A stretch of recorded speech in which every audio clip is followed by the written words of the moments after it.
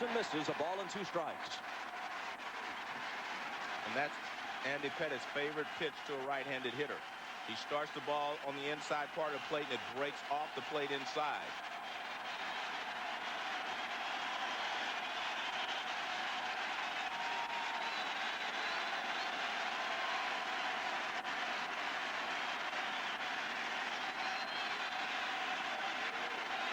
And Chipper asks for time.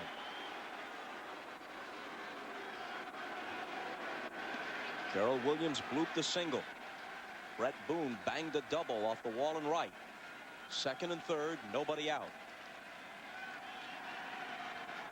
As you see, Jones became a much more productive hitter from the right side of the plate this year. He credits Don Baylor with getting him to be more aggressive against lefties, especially early in the count. Here's Pettitte's 1-2 pitch. Swung on and bounced to third. Brocious kicks it, picks it up and throws and gets him, but a run scores. Well, Brocious had made up his mind. He was coming to the plate, but the Braves had Gerald Williams going on contact there, and he was on his way to the plate. Now watch Brocious. He's coming to the plate with this ground ball, and he may have a shot at Gerald Williams. See, he's coming home. You can see his body position, but he misses the ball, picks it up in time, and throws a strike to first base. See, he's coming home with it, and all of a sudden he loses it. Now he's quick enough to pick it up and throw a strike to Martinez at first base. Boone stayed at second. Here's the cleanup man, Brian Jordan. Ball 1 to him. Brian is 0 for 7 in the World Series, but narrowly missed a home run in the first inning of Game 2. The wind kept his drive to left in the park.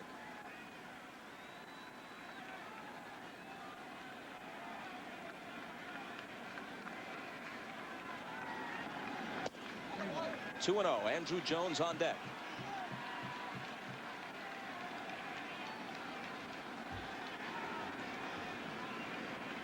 This is the first time the Braves have been able to break out on top and think that they have a chance to do something here against the Yankees.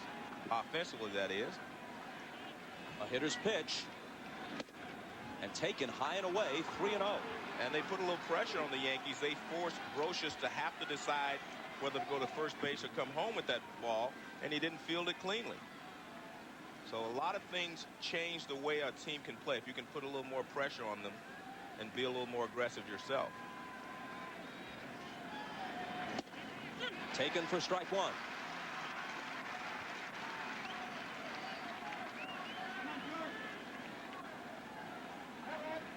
Andy Pettitte is 27 years old, 6'5", 220, from Baton Rouge, Louisiana. In first inning trouble in Game 3, and he walks Brian Jordan.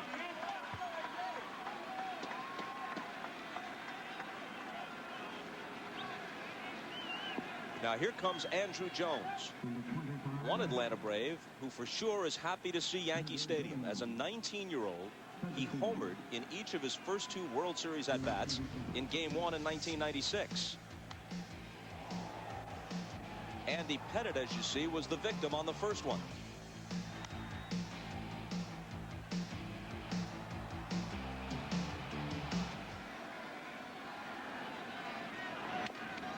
That one's rolled foul. This year, in the 3 interleague games played here in July, Jones went 4 for 11 with 2 home runs. One of those homers off Mariano Rivera. And Bobby Cox made a point of saying this is his ballpark. That's the reason they have moved him back up to 6th in the order. He hit 8th in Game 2. So Bobby thinks he has a lot of confidence here. To 5th, he's up to 5th today, I should say. He takes a strike, 0-2.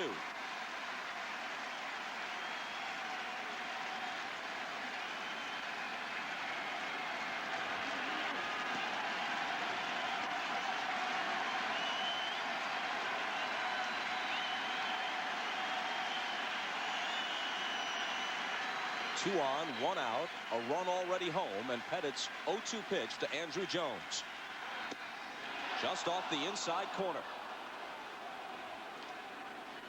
Well, this is a cut fastball, and Pettitte usually gets a right-hander to bite on this, and it's just off the plate, says Steve Ripley, and you can see there it appears that it was just off on the inside corner.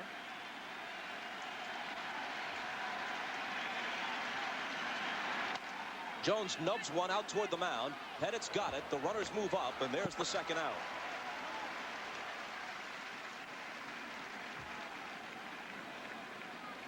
Well, it may not look like Atlanta's beating up on the Yankees to get the run that they have so far and to get the runners in second and third, but at least I think their approach is better.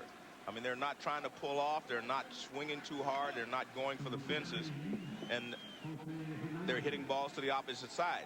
He forced Chipper Jones to pull the ball because he threw him all cut fastballs inside.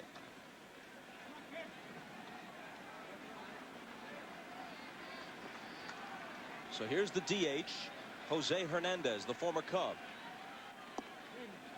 Taking the ball. He hit .266 for the year with 19 homers.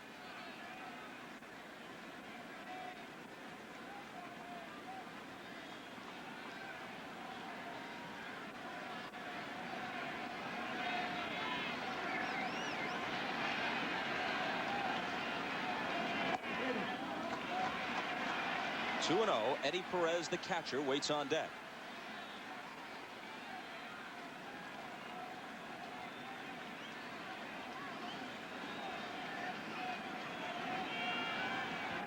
Brett Boone at third, Brian Jordan at second with 2 out. 3-0 to Hernandez. And Bob, the Braves have accomplished one thing already this inning. They have forced Andy Pettitte to throw 26 pitches here in the first inning. And that means that his teammates, all the guys sitting on the bench, have had an opportunity to see that. And that's what Joe Torre was saying. He said 21, but it's 26. Hernandez swings at the 3-0, and Jeter gobbles it up. May have done Pettitte a favor. The Yankees are out of the top of the first, and the Braves score once. Back to the Bronx after this.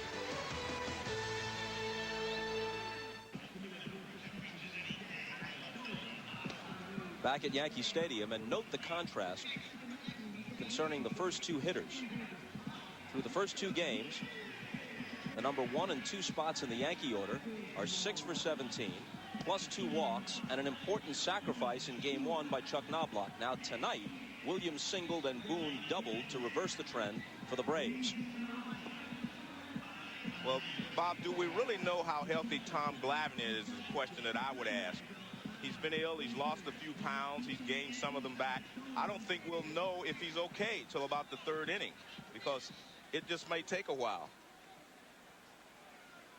Let's take a look at the defense. There you see Brian Hunter's at first base. He made 2 errors in the 8th inning of Game 1, but he is a very good defensive first baseman, and Bobby Cox really likes him defensively. And they were not easy plays he made errors on in Game 1.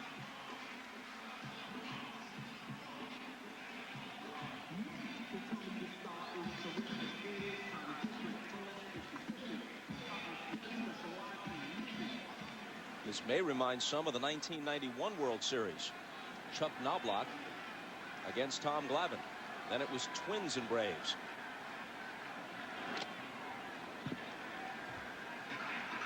In World Series play, Tom Glavine is 4-3. But in his 3 World Series losses, he's allowed only 4 earned runs in 23 innings. Look at that career World Series earned run average. Pitched 1 hit ball through 8 innings in the Game 6 clincher against the Indians in '95. Let's go downstairs to Craig Sager. Leo Mazzoni says Tom Glavine may get hit tonight. He might lose, but it won't because he doesn't have his stuff. Some pitchers can look lousy in warm-ups, then fire a shutout. Some can throw lights out and then get hammered, but Mazzoni says Glavine has never been one of them, as warm-up was very consistent. All right, Craig, and Knobloch slams one to right. Jordan races over, got a glove on it, and it pops out. Knobloch speeding for second. He's in there.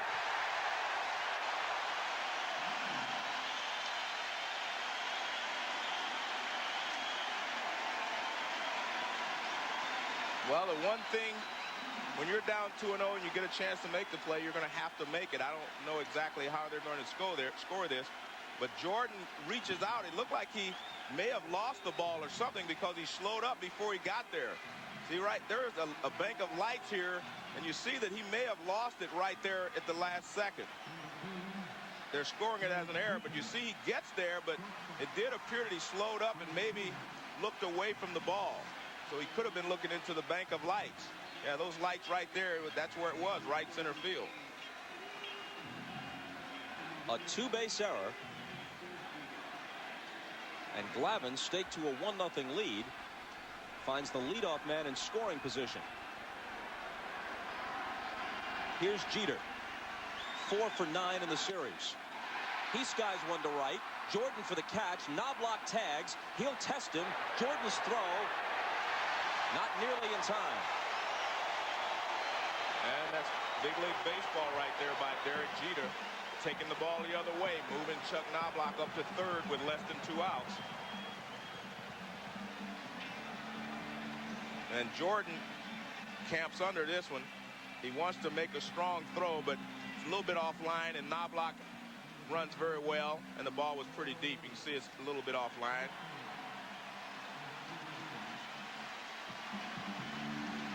I'm trying to see exactly how the Braves are going to play this. Walt Weiss is in at shortstop.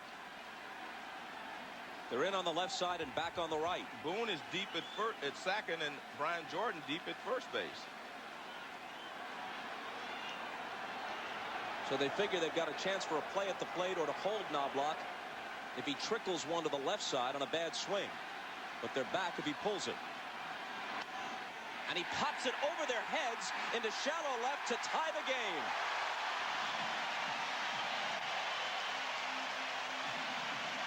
These Yankees are almost ruthlessly opportunistic. You give them the slightest chance and they pounce on it. And that was very important for the Yankees to come right back. Now they're even again. And it doesn't give the Braves any hope of saying, okay, we're going to play from ahead in this ball game. You see, all he does is just reach out and slap it to left field, but he gets the job done. And the fact that Derek Jeter hit the ball to right field to move Knobloch to third made it much easier for Paul O'Neill to go up there with an idea of just getting the ball in play and getting the runner in from third. Here's Bernie Williams taking a ball down and away.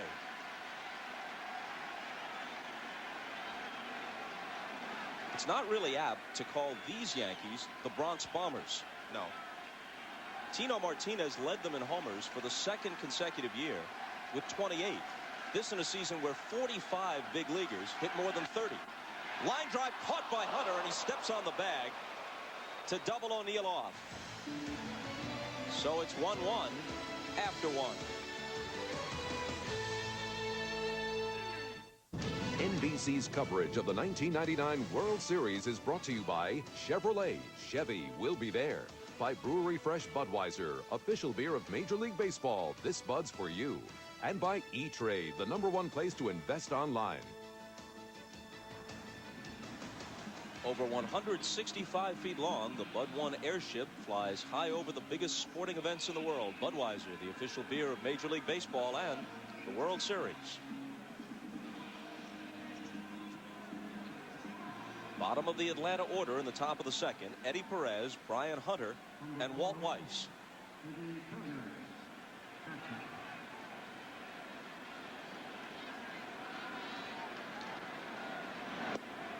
Ball one to Eddie. Andy Pettitte was touched for a run on the top of the first. The Yankees got it right back off Tom Glavine in the bottom half with the help of a Brian Jordan error. Perez fouls it off. And most of the hitters have tried to go the other way, but two things happen when you try to go back through the middle and the other way. It lets you see the ball a little longer, and it keeps you from swinging at a lot of bad pitches. And so far in this ball game, the Braves have not swung at a lot of bad pitches like they did the first two ball games.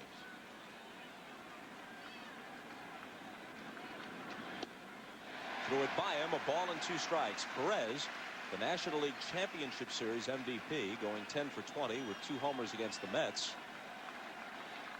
Also did well against the Yankees in that interleague series. He was 6 for 11 here at Yankee Stadium in July.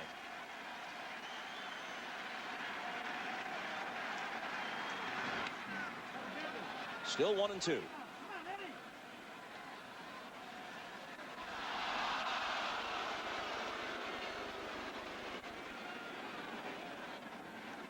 This is Brian Jordan moments ago with the veteran reserve Otis Nixon talking about the ball he mishandled in right field. It was right in the middle of his glove, not off the tip or anything. Smack in the middle of the glove, and it popped out. I think he's saying that he's lost it at the last second due to the lights. Perez goes out of the strike zone and sits down. We talked about how patient the Braves have been, and they had a situation with Andy Pettitte in the first inning. 3 balls, no strikes to Hernandez. Now watch. He swings at this ball. See, he's way off balance. The one thing you do not do, if you're 3-0, you get a pitch you can drive. And when he came in, you're going to see Bobby Cox talking to him. And see, Bobby is basically saying, okay, I gave you the 3-0, but I want you to get a little better pitch than that. Here's Brian Hunter. Swings on the first one and rips it to left for a 1-out single.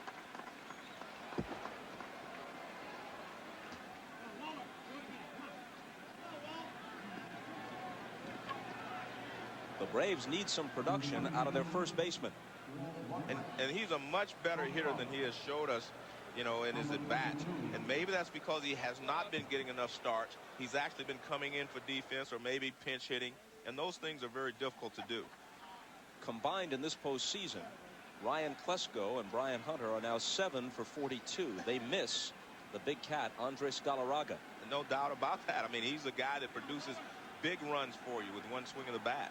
And he's a presence in the lineup that changes the way you pitch to whoever surrounds him. And he's a great first baseman. So here's Walt Weiss, the switch hitting shortstop, in the 9th slot in a DH game. One thing you can do with a guy that has a great move like Andy Pettitte, you can sit there and just try to guess and take off on his first movement. In the dirt, Girardi can't find it. And on his way to second is Hunter. And a good job by Hunter, because it looked like Girardi had kept the ball in front of him, but he never gave up on it. He didn't just stop.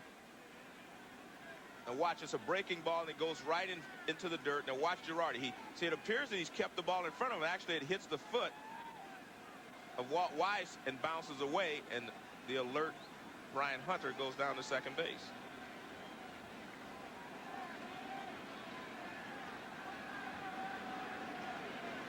And the 1-0 pitch.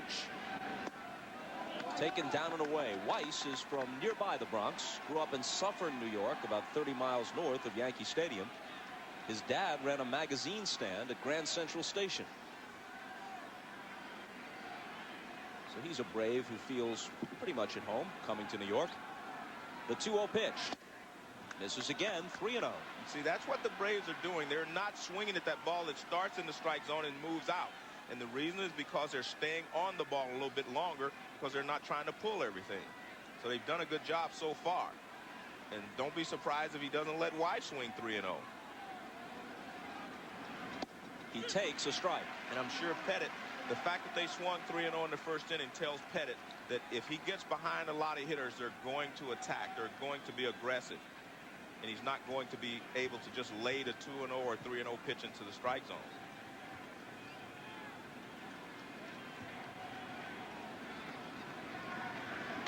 He swings and bounces one over Pettitte. Knobloch's got it. Here's his throw, and it's true to Martinez. Always a concern these days when Knobloch has to make the play.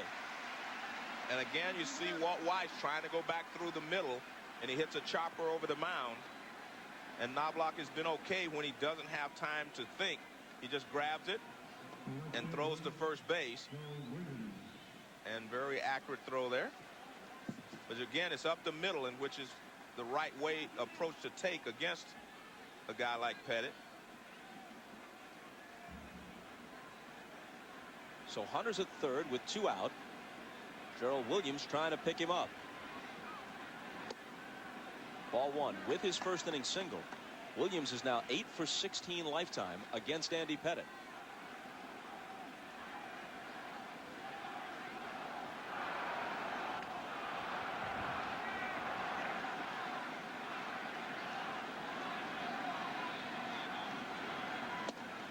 Down and away, 2-0. Very good patience being shown by the Atlanta Braves here. They're taking those pitches off the plate, getting ahead of Pettitte. You've got to do some damage once you get there, but so far they've been able to make Pettitte throw a lot of pitches, and they're not biting on that sinker that's sinking just off the plate outside.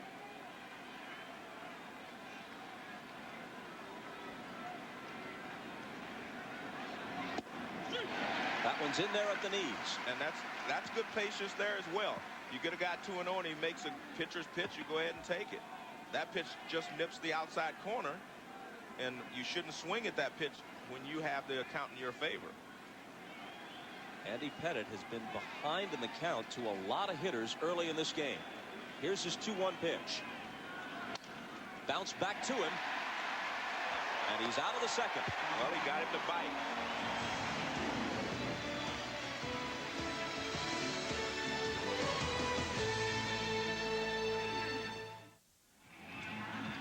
We talked about the hitters making some adjustments. Watch Mel Stottlemyre. Look at his hands. He's saying they're going the other way. They're trying to go the other way. Now watch, he'll give you a motion that you're going to have to come inside eventually. So what he's basically saying is they're making adjustments. See right there, he's saying you're going to have to come inside to keep them honest. And you can tell that the Braves are trying to make some adjustments. And of course, Mel Stottlemyre and the Yankees see them making the same adjustments we see here.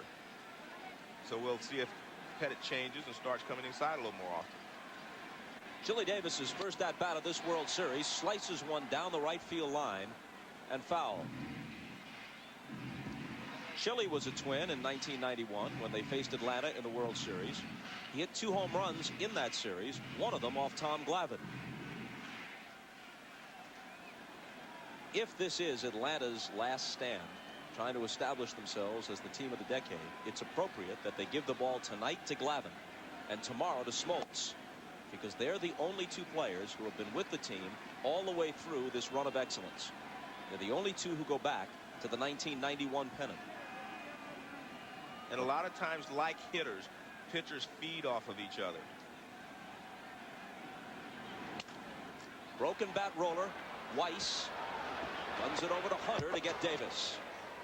And folks, you can log on to MSNBCSports.com for an exclusive webcast featuring the Reds All-Star Barry Larkin, who provides his analysis of the key plays and strategy in tonight's game, plus answers fan email.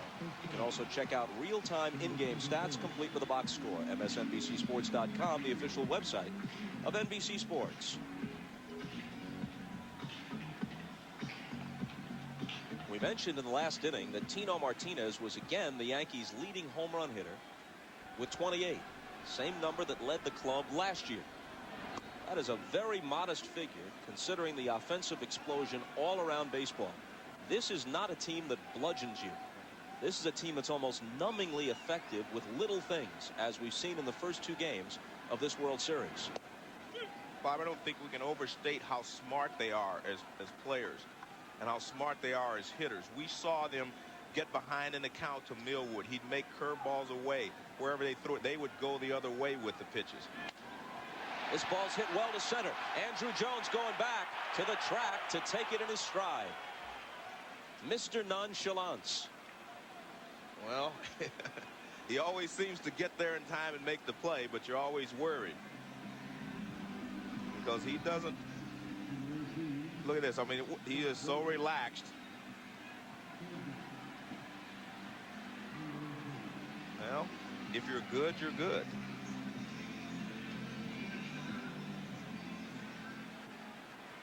Already the real deal in center field. Hasn't found himself yet at the plate. But every baseball man will tell you he's a potential 5-tool player, a guy who could be an all-star for many, many years. He has all 5 tools. The question is, does he reach his potential in all those areas? A ball and a strike to Brocious. And a lot of times that's a big if, Bobby, for a lot of players. But Andruw Jones, being here since he was 19 years old, I think one of these days something's just going to click and you're going to have the guy that they anticipate. Brocious gives him another chance. And the Yankees are done in the bottom of the second.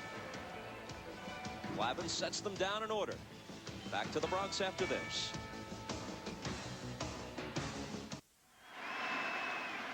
Between innings, an appreciative ovation for Tony Gwynn, who played here in this ballpark last October as a member of the Padres in the World Series. He won this year's Roberto Clemente Award in recognition of humanitarian efforts as well as ball-playing excellence. This season, of course, saw Gwynn reach the 3,000 hit plateau. Here's Brett Boone, who doubled to the opposite field in the first. Tied at 1, top of the third. He goes that way again toward the gap in right center field, and again it's well hit, and this one is off the 385 sign. On his way to second and holding there with a leadoff double. Well, so far what the Braves are doing is working in that they're getting some opportunities to score some runs. They were not getting opportunities in the first 2 ball games. Watch this. He's going the other way. Doesn't try to pull a ball. That's a sinker away, and Boone finds a gap. This is excellent hitting by Brett Boone. We've seen him do this twice now, and he just slams it in the gap in right center field, almost out of the ballpark both times.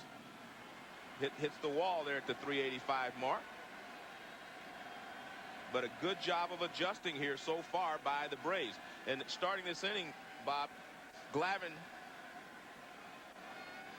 had thrown only 16 pitches through 2 innings, whereas Pettitte had thrown 41 just starting this inning.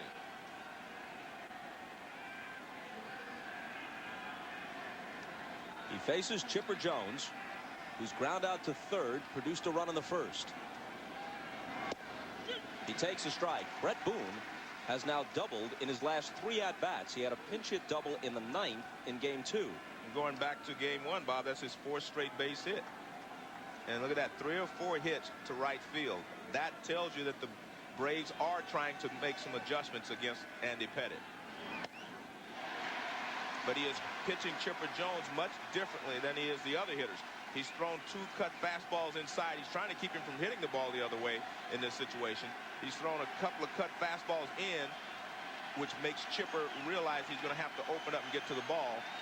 And that's why he hit the ground ball at third base his first time up.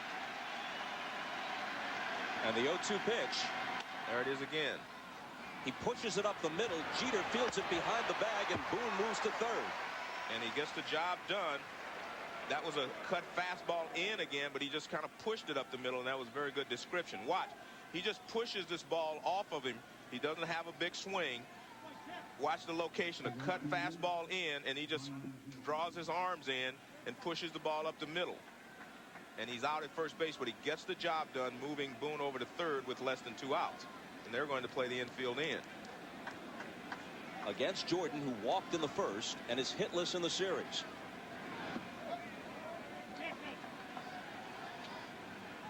Well, you'll see Pettitte try to get him to hit a sinker and try to keep it on the infield.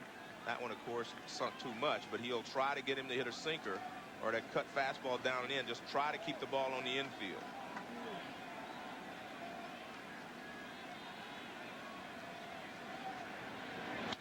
Line to right, base hit. Here comes Boone, 2-1 Braves. And the Braves, you have to give them a lot of credit. As I said before, they have a lot of pride in Atlanta, too. And these guys are showing you what they're made of. They're taking all these pitches and going the other way off of Andy Pettitte. They're going to force him to come inside. Here's a sinker away again. Look at this. Beautiful hitting there by Jordan. He just takes it and goes the other way with it. I mean, everyone that's walked up there other than Chipper Jones, they've been aiming towards right field. They have forced Chipper Jones to try to pull the ball because they're just coming in off the plate. You don't often hear the term game plan in baseball. That's a football term, but it's pretty clear the Braves have a game plan tonight. And we talked about before, they had to change something. You can't get beat the same way over and over. You can't let the Yankee pitching staff pitch you the same way for 3 straight days and you do not make any adjustments. And so far, they've made very good adjustments. Now Andrew Jones lays off. They check it first. He didn't go. They've only got 2 runs, but they have 5 base hits already, and they have forced Pettitte to throw a lot of pitches. So they are accomplishing a lot just in these first couple of innings, although they only have 2 runs to show for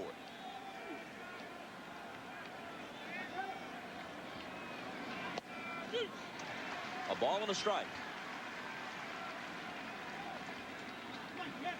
The Yankees must think Glavine has it tonight because they played the infield in early in the game. I was a little surprised at that too, Bobby, except they feel like with Glavine's sinker, if he tries to pull it, he's going to hit a chopper on the infield, and they would be able to hold Moon at third. But you saw Jordan just take the pitch and go the other way.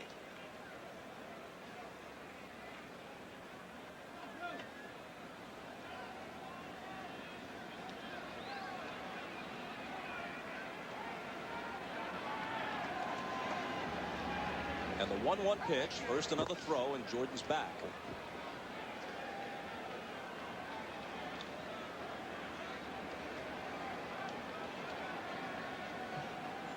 The Braves were running at will against the Mets, except when Kenny Rogers started game 2 with his great pickoff move. Against Pettitte, they'll find it difficult to get much of a jump. Jones rolls it foul. We talked about the Yankees coming back from 0-2 against the Braves in the '96 World Series. But just prior to that, the Braves themselves were down 3-1 to the Cardinals in the LCS and won 3 straight with their backs to the wall to get to the World Series. So both these clubs know it can be done.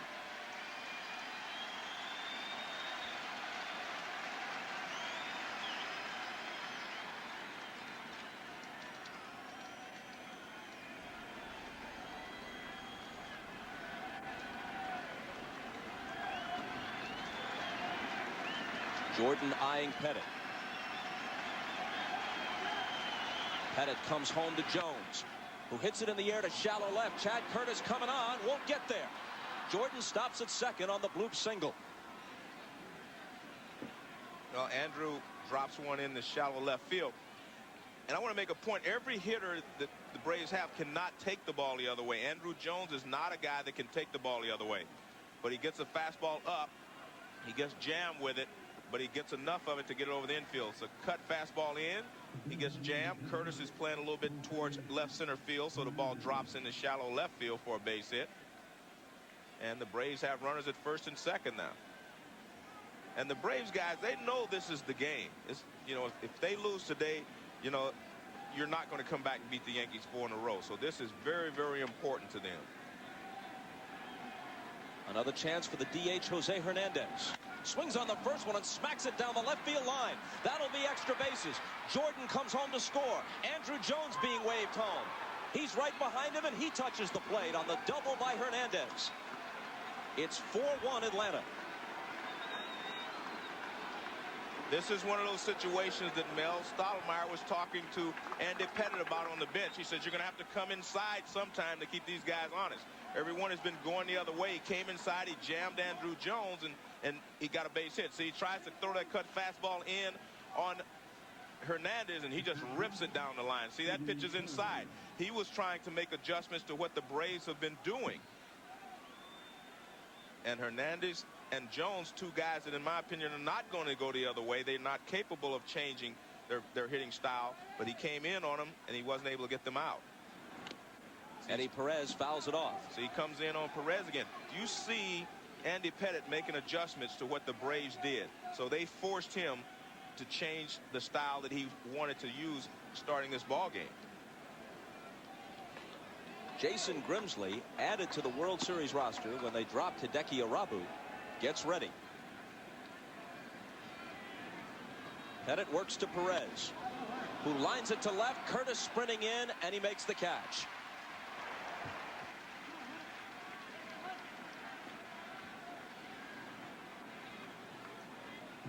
Well, Andy Pettitte took a little off of this breaking ball, and he gets Perez out front. See, it's a curveball. He gets him out front. And you see Pettitte, he's saying, get in here and catch that. And he sees that he's going to be caught. He thought he was going to have to back up home plate if it dropped in front of Chad Curtis. But it hung up long enough for Curtis to make the play. Now Brian Hunter, who had a sharp single to left his first time up. Down and in, ball one. 1 in the first, 3 here in the third for Atlanta.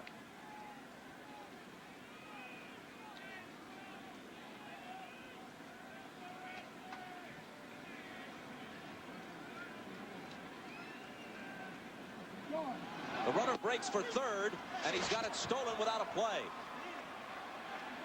It's much easier to steal third base off of a left-handed pitcher than it is a right-handed pitcher because of their motion and them not being able to pick up the shortstop on a pickoff.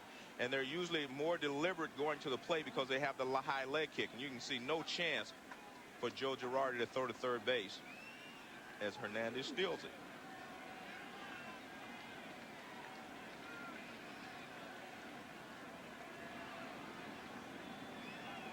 The 1-1 pitch to Hunter. 2 balls and a strike. And a lot of people say, why do you steal third with 2 outs? Well, the great Maury Wills explained to me once, there are 9 different ways that you can score from third with less than 2 outs, than you can from second. So it's very important to get over that. It gives you 9 more ways that you can score. Bouncer foul. In the first 2 games, 18 innings worth of at-bats, the Braves scored 3 runs and had 7 hits. In 2 2/3 tonight, they have 4 runs and 7 hits. Bob, this is the beauty of baseball. We've seen the Braves make adjustments to what Pettitte was doing. Now we see Pettitte making adjustments to what the Braves are doing.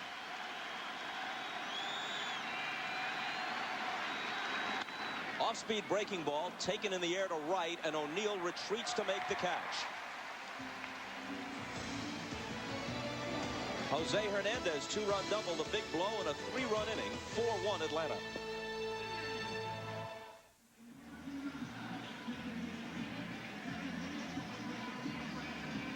Tom Glavine with a 3-run cushion to work with as we go to the bottom of the 3rd.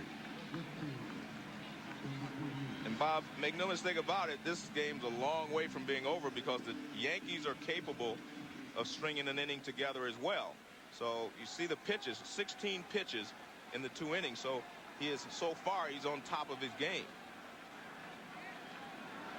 And the layoff hasn't caused him any control problems. He's able to throw strikes. And he has good stuff. He's got good movement on his fastball. But it's exactly what you would expect from Tom Glavine.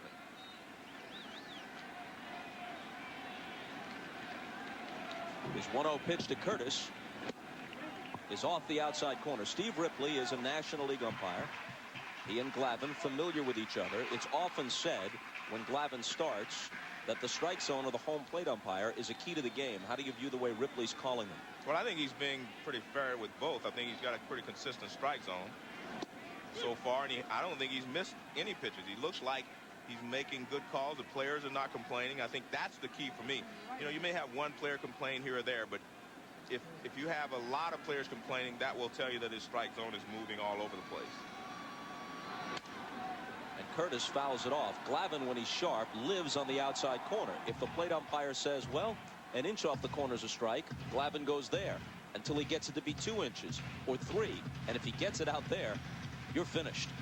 Well, I think it works that way with he and Maddox. They're very similar type pitchers. Smoltz and Millwood a little more overpowering. They pitch a little different. They get a little bit more of the plate. Curtis pops it into shallow left. Gerald Williams will take care of it.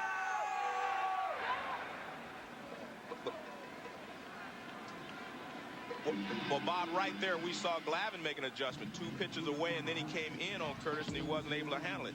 You see, mixes speeds well. He will not give in to hitters, meaning that if he gets behind 2-0, as he did there to Chad Curtis, he's not going to throw a ball down the middle of the plate and say hit it. And he's a good athlete like all the Braves pitchers. They fill their positions exceptionally well. Girardi, the catcher, hitting 9th and taking a ball when the scouting report says that Glavine is a great all-round athlete. They're not blowing smoke. Right. He was taken in the 2nd round by the Braves, in the 4th round by the NHL's LA Kings.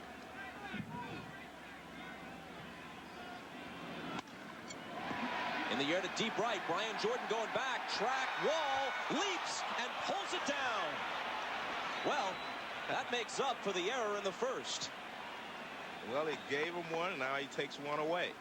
Good job by Brian Jordan. Brian Jordan's an excellent right fielder, so when he missed the ball in the 1st inning, I really believe the lights had something to do with it. He goes back, times his leap perfectly. Look at that.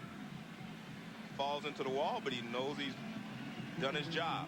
Keeps his eyes on the ball right there. Look at that. Yeah, you see right there, he kept his eyes on the ball completely. Now watch this in the first inning. His eyes kind of turn away at the last second. Right there, you can see him turn his head, and I think it was because of the lights and on the bank of lights here behind third base.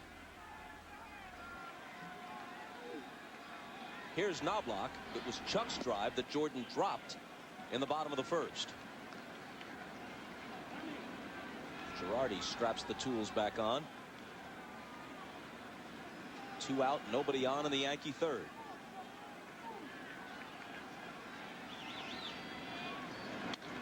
Line to left, in there for extra bases. It goes to the wall with Williams in pursuit. Knobloch with a 2-out double.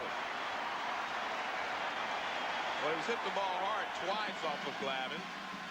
We mentioned Brian Jordan wasn't able to run the other one down. He got there and dropped it.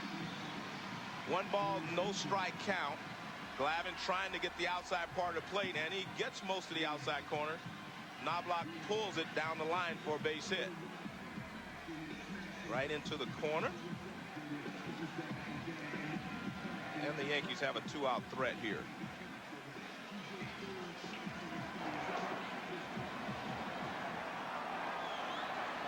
Despite his uncertain fielding, Knobloch remains productive at the plate in this postseason.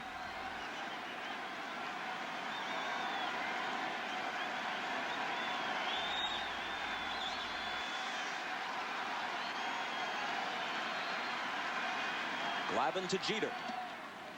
Off-speed breaking ball misses. And Perez pays a visit to the mound. Tom Glavine is a 2-time Cy Young Award winner, a 4-time 20-game winner, a 6-time All-Star. He is building near Hall of Fame credentials.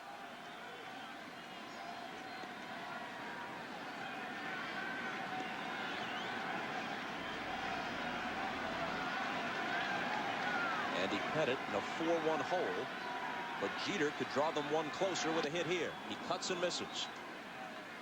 Well, Jeter went out of the strike zone there. It's a fastball that tails away and up. And you see out of Jeter's zone.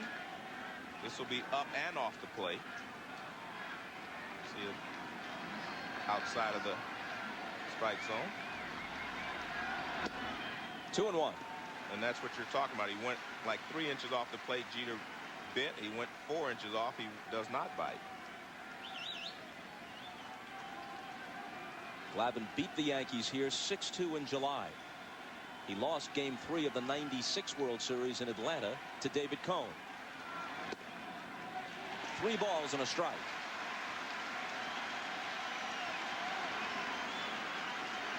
There's El Duque looking over the scouting report of the hitters and pointing something out to Jose Posada. Jorge Posada, I should say. Jeter sitting on a 3-1 pitch. On the corner, even though Jeter thought he had the walk. Well, this is what the scouting report says. He will not give in. The count is 3 balls and 1 strike. He's not going to give in. He tries to hit the outside edge, and he gets the call. And you have to remember, Paul O'Neill is on deck. So he doesn't want to give Jeter, maybe the Yankees' best hitter at this time, something to hit. Got him looking. Beautiful right there. Jeter says, was that a strike? Says Ripley, believe it or not, it was. Last 2 pitches to Derek Jeter. This one's toward the outside corner. It's called a strike. This is 3-2 now. This pitch here appears to be a strike to me. But what happens is Jeter's thinking, look, the plate is only 17 inches wide. If 1 is a strike, look at that. He says, wow, right there. He says, if 1 is a strike over the outside corner, that last one can't be a strike on the inside corner if the plate is only 17 inches wide. But as we said, if that's the way they'll be called, it's Tom Glavine's night.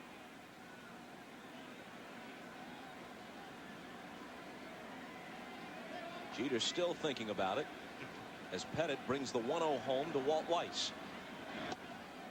The problem, Bob, is he'll still be thinking about it when he steps in the batter's box next time up as well. Because you'll say, well, if he's going to stay away, I've got to go away. But if he comes inside, as he did on the 3-2 pitch, then I can't look away. There's a strike, 2-1. His first time up, Weiss sent a bouncer over the mound, and Chuck Knobloch made a nice running play on it.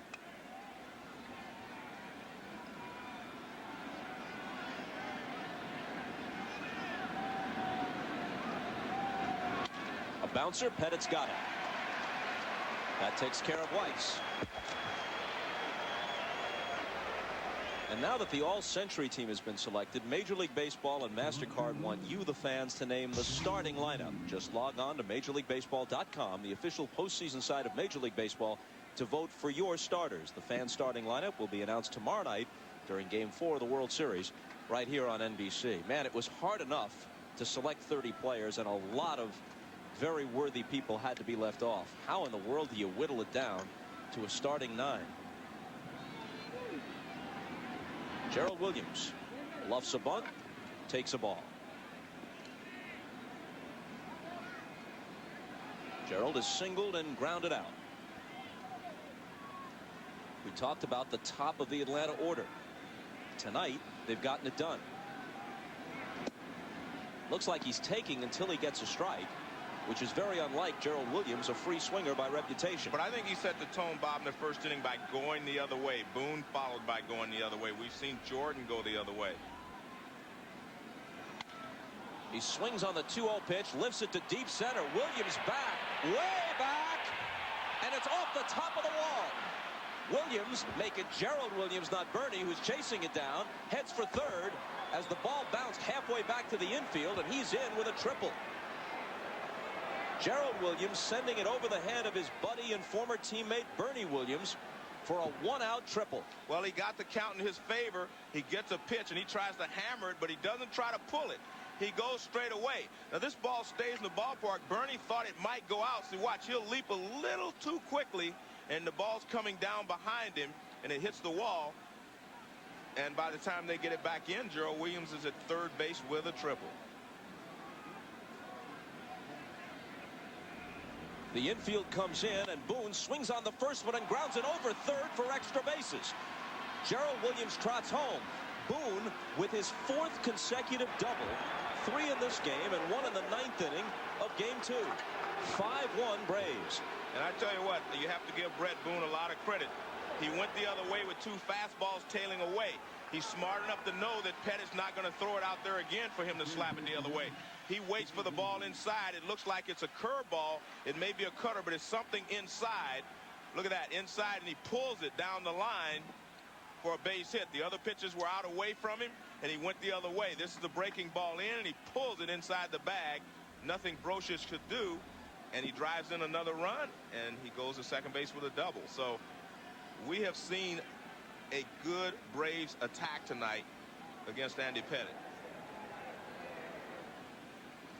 By no means is this game over. 5-1, the 4th inning.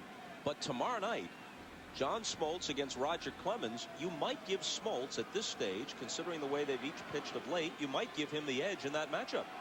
We could be looking at a situation where the Braves have a decent chance to tie this series. Jason Grimsley has been throwing for a while.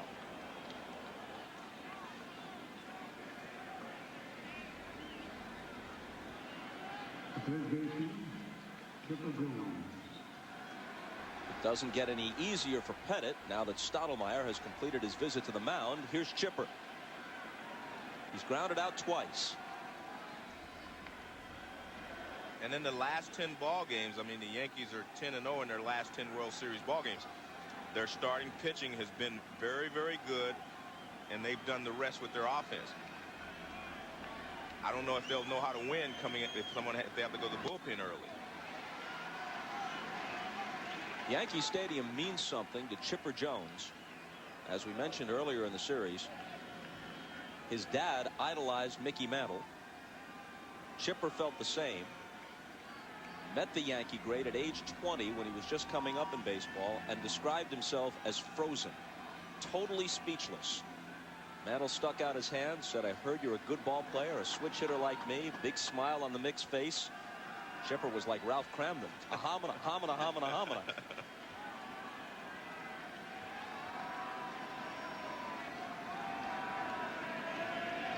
The 0-1 pitch to him. There goes Boone for third.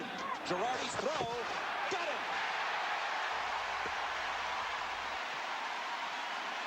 see the game plan of the Braves. They feel like they can steal third base off of Pettitte, although they can't steal second base.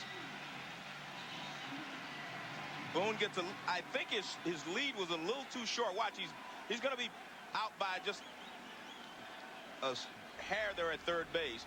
He just didn't have a big enough lead at second base. Good job there by Brocious for the swipe tag. And Chipper pops it into foul ground. Girardi over for a look, and it's on top of the Yankee dugout. You can always steal third base off a left-hander. You can run him into the ground if you want to be aggressive. Boone actually reaches with his right hand, pulls it away, and then he tries to come in with his left hand. If he would have gone straight in with his right hand, I think he would have beat the throw. I think he would have beaten the throw if he would have gone straight in with his right hand. But again, you see Bobby Cox being aggressive. And the 1-2 pitch is lined to center. It's in there for a hit. Williams over to cut it off and hold him to a single. That was a high cut fastball from Pettitte to Chipper Jones, and Joe's coming out. Joe realizes that a 2-0 lead in a 7-game series is not a lot. He wants Grimsley, and Pettitte lasts just 3 2/3, gives up 5 runs and 10 hits. Well, Chipper Jones had started to swing the bat well. He's the only Brave that has a hit in both games. Gets the slider, lines it into left center field, and the Braves are on the attack.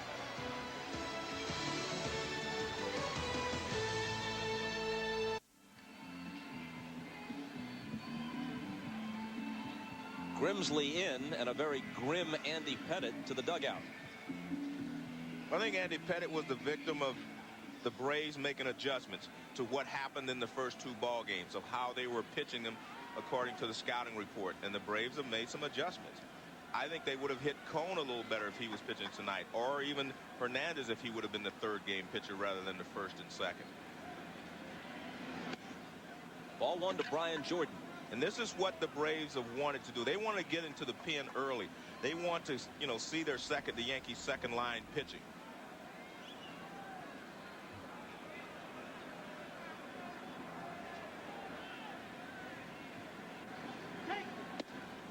Two 2-0. What were the odds about a year ago that Jason Grimsley would see the World Series? He was in the minor leagues in 1997 and 98, a non-roster invitee to Yankee camp this spring. Made the team, went 7-2 with a good ERA, and added to the roster for the World Series. He's knocked around his whole big league career. Started with the Phillies in the late 80s. Was in the minors for a stretch, and he was with the Indians, the Angels, back in the minors, and now on the mound at Yankee Stadium in the World Series. His 2-0 pitch misses.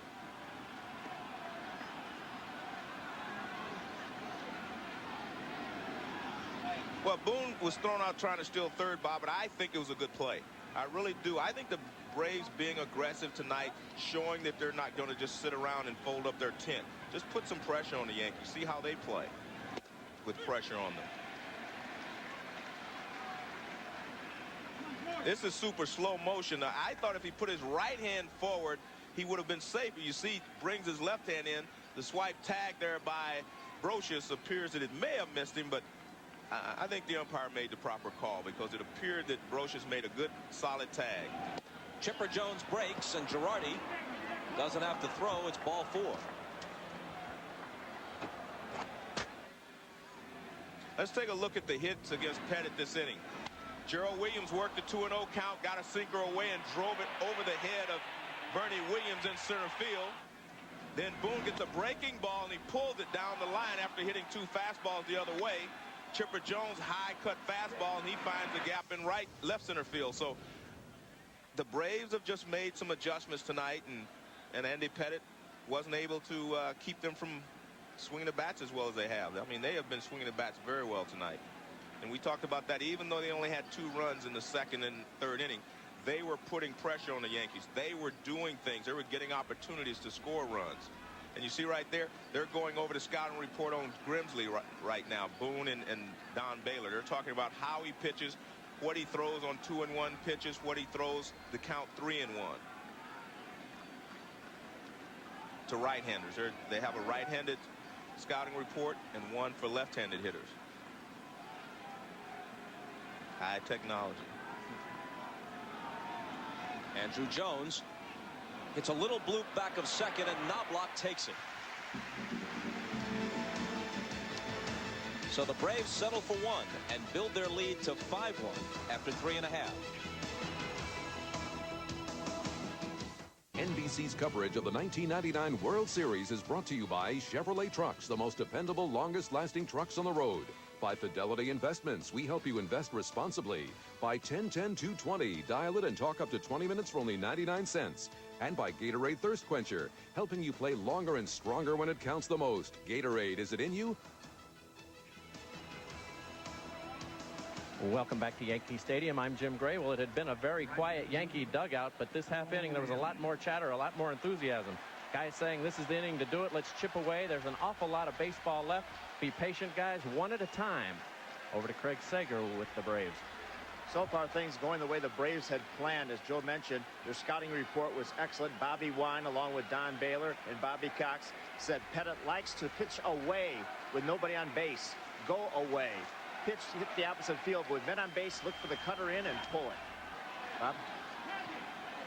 Paul O'Neill checked his swing. And let's see what the ruling is here from the plate umpire, Steve Ripley. Well, he's out because the ball rolls out onto the plate. Watch. He checked his swing, and you know, Ripley's saying the ball didn't hit him. You can hit in foul territory as long as it goes fair. It's a fair ball. And watch, he checks his swing. The ball hits behind home plate. Sure, that's a fair ball, and bounces Perez out in front, and Perez just going to tag him. Up. Yeah, there you go. Watch the ball hit. The ball will hit right back here behind home plate. Right there, you see it hit, and Paul O'Neill stands there. Now, Perez bounces out front, grabs it before it goes foul, and you see Ripley pointing fair, and he tags him out. Out number 1. Alert play by Eddie Perez. And a ball to Bernie Williams.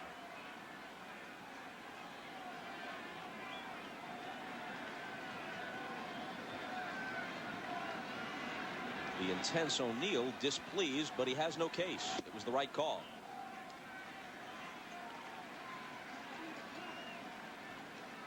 Watching Paul O'Neill during the All-Century Team ceremony, I thought he was among the players most touched by it all. I think he has a sense of history, and I think he grew up in Cincinnati, and he saw Johnny Bench and Pete Rose out there, you know, guys that he idolized as a kid, and I think it was great for him. Boone throws Bernie Williams out. He said afterwards that seeing Ted Williams, and there isn't anybody who tries to hit a baseball at the major league level that doesn't have high regard for Ted Williams, who doesn't get chills when in his presence. To see Ted Williams in his 80s now and slowed by a series of strokes, helped up onto that stage by Willie Mays and Ken Griffey Jr., 2 different generations of fabulous center fielders. There was something about that whole scene that touched everybody. And O'Neill confessed afterwards he had tears in his eyes. Here's Chili Davis. In his 19th year in the major leagues at age 39, there's talk that this could be the end of the line for him. He says he doesn't want to play for any other team but the Yankees, and the Yankees have to make some roster decisions.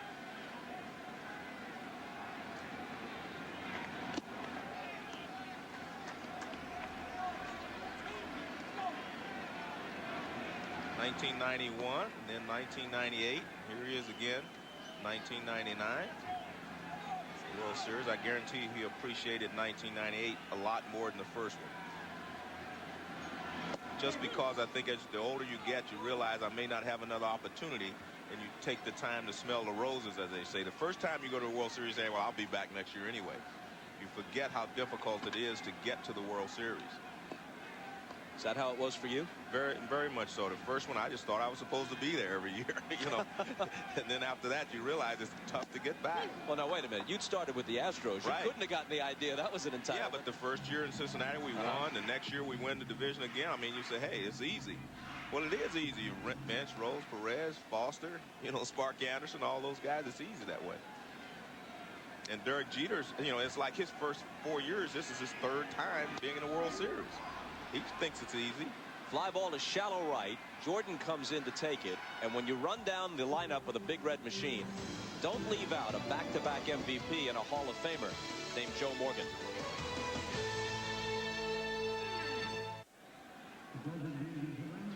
David Spade in attendance tonight. How is it that guys like David Spade always get such good tickets? Just Shoot Me not seen tonight because of the World Series. Back with an all-new episode a week from tonight. Maybe if he's not using them tomorrow, we can borrow them. That would be a nice gesture. A ball to Hernandez, the DH who doubled home 2 in the third. So the Braves benefited by the presence of the DH, at least here in Game 3. But you'll never convince Bobby Cox that it's a better game with the DH, and Joe Torre feels the same way.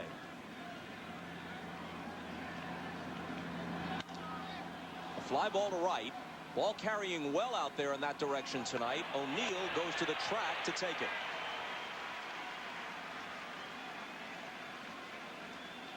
Once again, a shot from the Bud 1 airship. The Brewmasters at Budweiser remind you that fresh beer tastes better. Budweiser, the official beer of Major League Baseball and the World Series.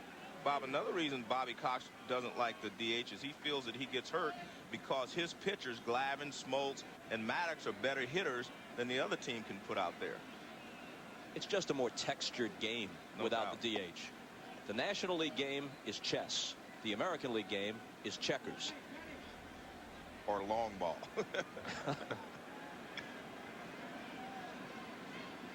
Perez is struck out and lined out. That's the Jason Grimsley we saw earlier in the year. He had a lot of movement and sink on his fastball. And then he went through a spell there where he couldn't get the ball down. But he really pitched well for the Yankees there at the beginning of the season.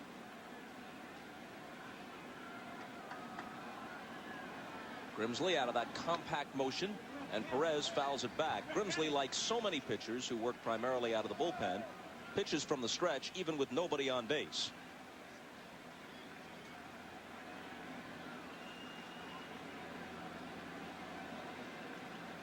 We're in the 5th on a beautiful October night at Yankee Stadium. We lucked out on the weather for Game 3. Back over Grimsley's head. Here's Knobloch from the outfield grass. Bounces it there, and it's an infield hit.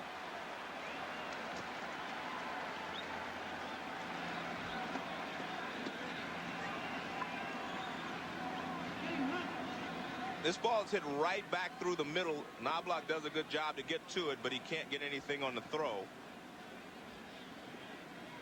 Right over the glove of Grimsley. Now watch, he catches it right there, takes an extra step. He leaps in the air, but the throw is just nothing on it. And watch, he leaps in the air. Now watch, he's off balance here as he leaps in the air. His body's still going away. He throws off his back foot, and the ball just kind of rolls towards first base. It's a hit, no question. It would have been a spectacular play to get him, but it also illustrates that Knobloch's troubles continue. The 1997 Gold Glove winner at second base, who led the league with 26 errors this year.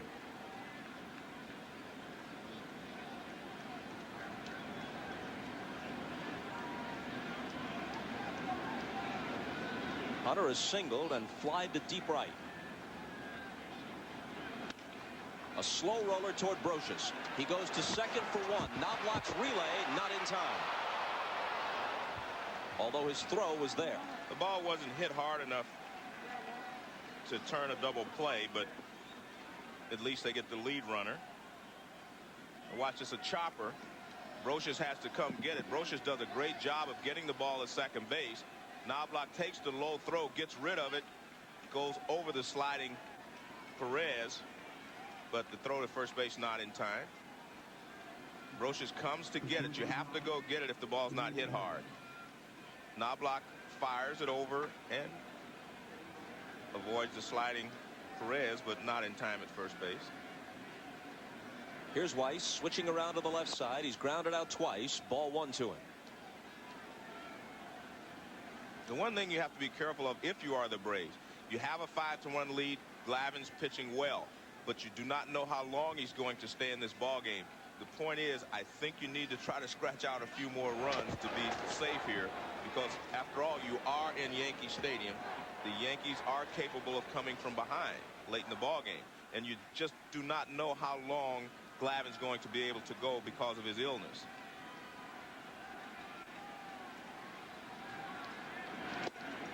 Weiss cuts and misses. Bobby Cox told us before the game that he thought that provided Glavine was on tonight, that he could go 7. Yeah. Well, that's being optimistic, I think. But by the same token, you have to remember that the Yankees have hit the Braves bullpen pretty sharply in the first 2 ball games. So I would say that, again, don't feel safe if you're the Atlanta Braves with this 5-1 lead. And Weiss hits it toward the hole and through. Hunter rounds second and stays there. They're still being aggressive. They're still swinging a bat, so good. But I think you need to try to scratch out another run or 2. This is their 12th hit. Fastball right in the middle of the plate. And Weiss does a good job of pulling it in the hole on the right side.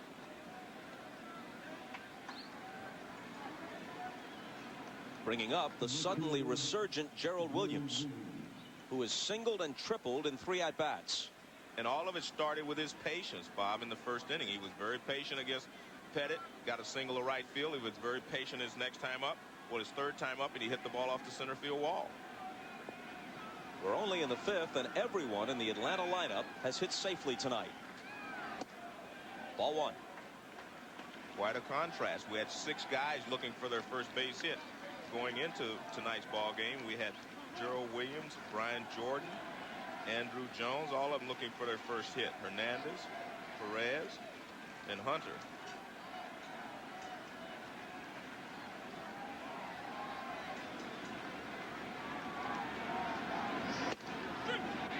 A strike to Williams.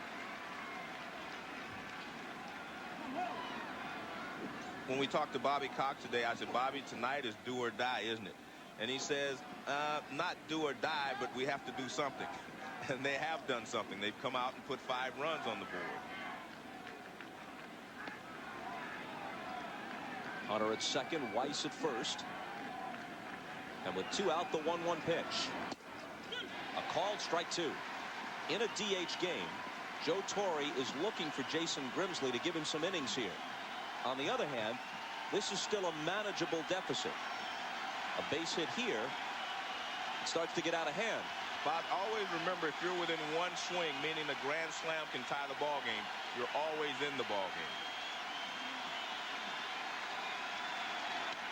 And Williams lofts one to left. Curtis comes on, says I've got it, and he does. The Braves leave 2. Halfway through in the Bronx. 5-1 Atlanta. BC.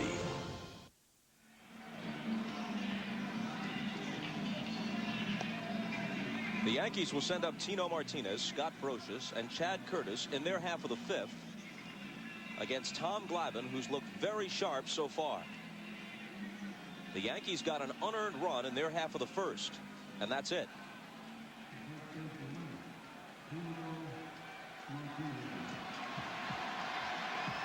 We mentioned earlier that Tino Martinez led the Yankees with 28 home runs. That would have been the top figure on only 4 of the 29 other clubs in the major leagues. It's a measure of how resourceful this Yankee team is. Right. They are Bronx Bombers by nickname only, at least in 98 and 99. But they have been baseball's best team over the last couple of years.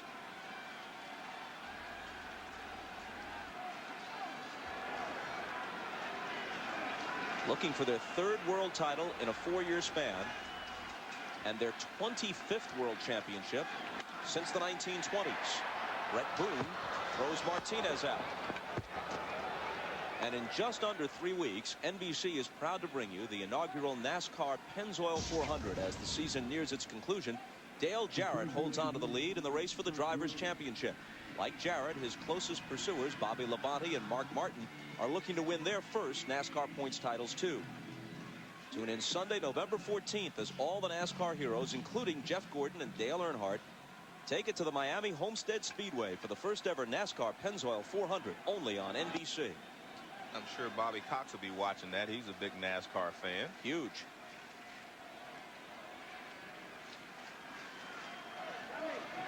When we're in there at Game 5, remember he had NASCAR on this television set up there we're watching. At Shea Stadium during the LCS. A ball and a strike to Brocious, whose fly out to center in the second brought his lifetime World Series batting average beneath 500. He's now 13 for 27 in 7 World Series games. To qualify for the all-time list, you have to have 40 World Series at-bats. The highest ever World Series batting average belongs to the Yankee infielder of the DiMaggio days, Bobby Brown. Yeah, American League president. Yep, Dr. Bobby Brown, cardiologist in Fort Worth, Texas for a long time. 439. Lifetime World Series hitter Paul Molitor and the Cardinals' Pepper Martin are next at 418. The thing is, when you're batting around 500, that average can plummet if you go 0 for 3. It's a hard average to maintain. There's the list. And Hal McRae of the Royals in there. The 2-2 pitch. Did he go? Yep, he's gone. Well, he tried to check his swing, but watch the barrel of the bat, and he brings it back with his wrist. Watch it go out. See the barrel, and then he brings it back. So he did go too far. Watch the barrel again. Right there, and then he brings it back with his hands. And Bobby Cox is helping him out, and Pat Corrales sitting there, Leo Mazzoni. They're all helping Steve Ripley out, but they got the call correct. Curtis swings on the first pitch, drives one to deep right. This ball is gone. An opposite field home run by Chad Curtis.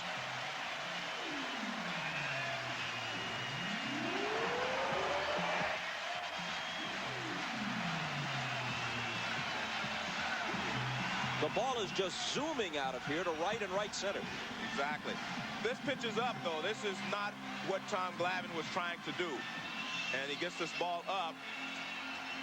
See, it's up, and Chad Curtis hits it, and the ball is carrying very well to right field.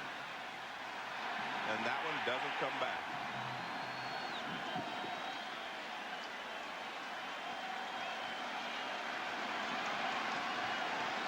And the Yankees get one swing closer. A ball to Girardi. Here is something that should be a concern to Bobby Cox. His team has 5 runs on 12 hits. They've left 8 men on base. The Yankees have 2 runs on 3 hits, and their first run was unearned. Now Girardi spanks one toward left center field. It drops.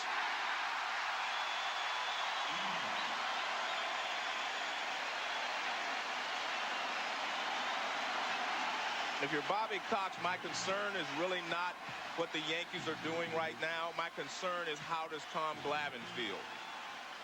See, a couple of pitches up again. He's normally down in the strike zone. The first 2 at-batters here, he got a sinker down away, a ground ball to second base, and a sinker down away. He struck out Brocious. But here he gets one pitch up. Chad Curtis hits it in the right field seats. He gets another pitch up, and Girardi finds a little gap in left center field. If Tom Glavine is feeling well, that 5-2 lead is enough. But if he's not, and you're going to have to get in the bullpen soon, then that's a different concern. Let's check with Craig. You're right. We mentioned how he had a great control in the warm-up, but the thing is stamina. He lost 7 pounds during the flu. He gained 3 of them back, but he still is not at full strength. Thanks, Craig. Here's Knobloch taking a strike.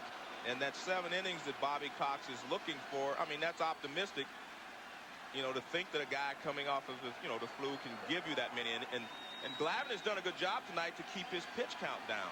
So he's actually pitching about as well as he can, considering he's not throwing as many pitches as the Yankees would like to have him throw. Knobloch bounces it back to Glavine. The Yankees have to content themselves with 1 on Chad Curtis's homer here in the 5th.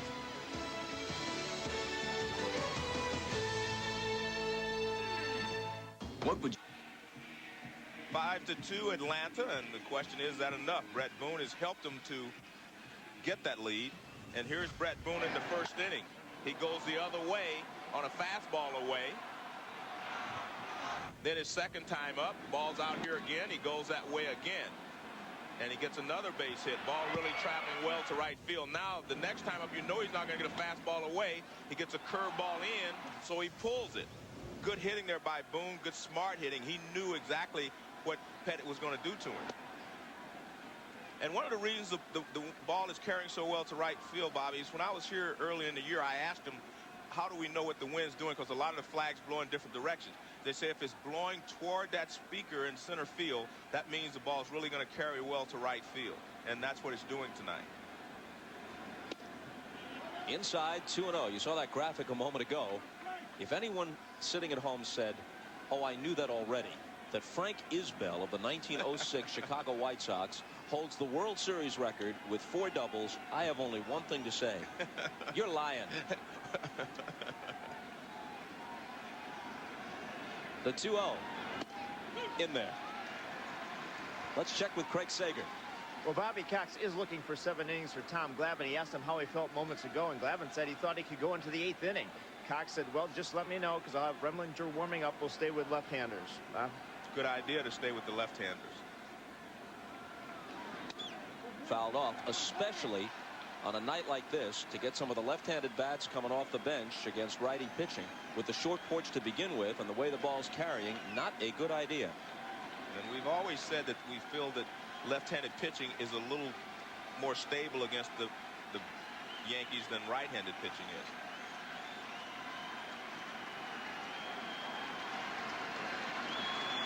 Grimsley's 2-2 pitch. Full count to Boone. The Brave bullpen is quiet, so it's in Glavine's hands for the moment.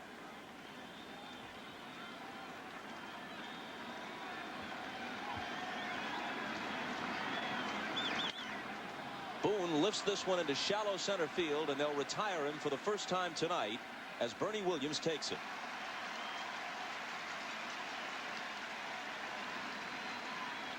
He gets a pitch to hit. He gets a 3-2 fastball. Looks like it gets the middle of the plate, and he doesn't hit it. Look at that, right there in the middle. He gets underneath it, and you can see that he's upset because he got it right on the good part of the bat, but he was underneath it. Look at him. He knows he had a pitch to hit, and he missed it.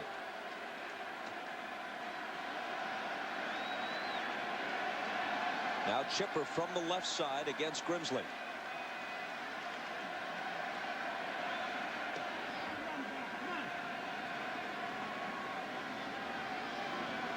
Let's take a look. This is a spray chart on Chipper Jones, left-handed. You see a lot of his balls go to right field. A lot of his hits and a lot of his home runs go that way. And the short porch and the wind blowing out. 2-0. Chipper has something on his mind besides Game 3. He was represented by Bob Farley and Van Arden, 2 of those who perished, along with I meant to say Bob Fraley and Van Arden, 2 of those who perished along with Payne Stewart in yesterday's plane crash.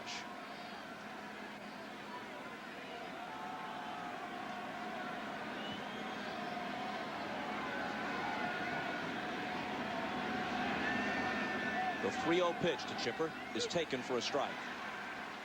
And I think one of the reasons Chipper took that pitch is we've seen him swing 3-0 a lot in the postseason and swing at bad pitches and get himself out.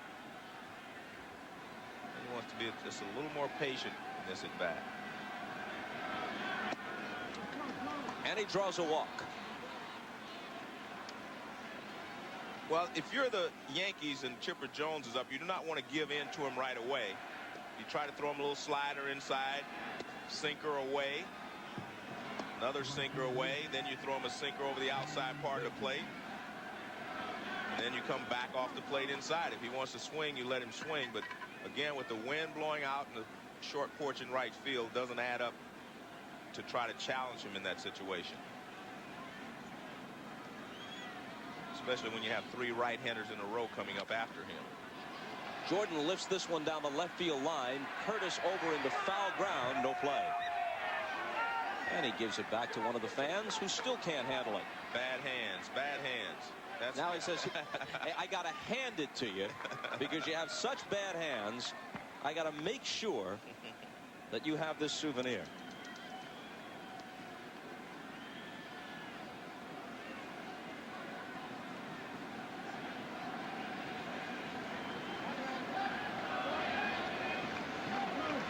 Jordan with an RBI single sandwiched in between a pair of walks.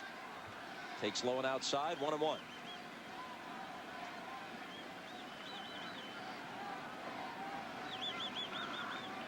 Ned Yost flashing the signs. Glenn Hubbard is the Braves coach at first.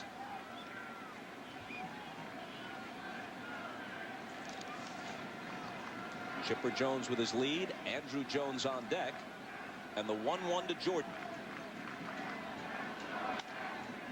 Fouled off.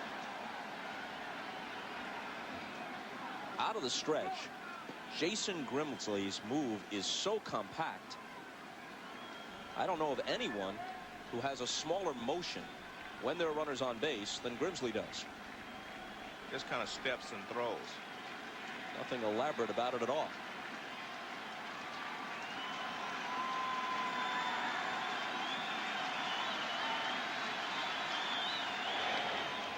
And Chipper skips back. For the year, he stole 25.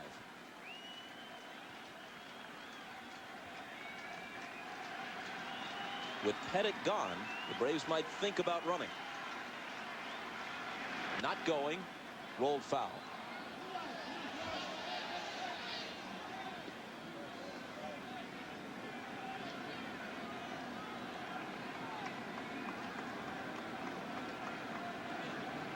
Let's take a look at this. Watch, he just steps and throws. He doesn't raise his leg up high.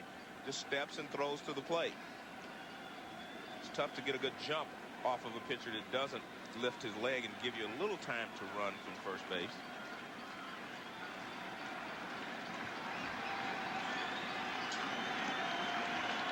El Duque would take his knee real high, but he shortens his as well with runners in scoring on first base.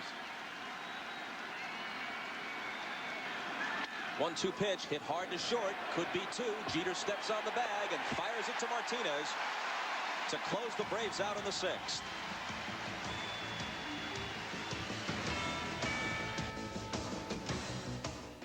He's out of a problem here in the top of the 6th inning. Ground ball to shortstop. The rule of thumb is if you have to take more than 3 steps, you go to the second baseman. He takes about 5 there and makes the throw. And again, he's probably trying to protect, his teammate, knowing that, Chuck's having throwing problems. He's making sure. But normally the rule of thumb, if you have to take more than 3 steps as a shortstop, you flip it to the second baseman.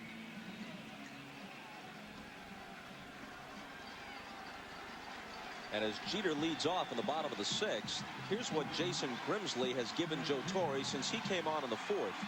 2 1/3 innings of work, no runs, couple of hits, couple of walks, so he has had to work with runners on base, but he kept it at a 5-1 game, and then it became 5-2 on Curtis's homer, which is where we stand now. Jeff Nelson up in the pen.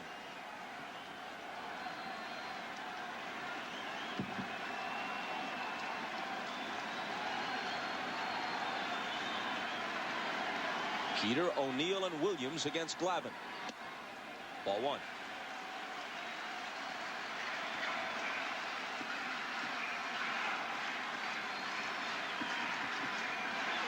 Now remember, all of Hank Bauer's hits were in the World Series for the Yankees in the late 40s and 50s. Jeter skies one to left. Gerald Williams is going to take it. From the producers of Merlin and The Odyssey. NBC, November 7th. A forbidden love leads to an epic battle to save the Earth. Leprechauns, coming to NBC 1 week from Sunday. That would be November 7th.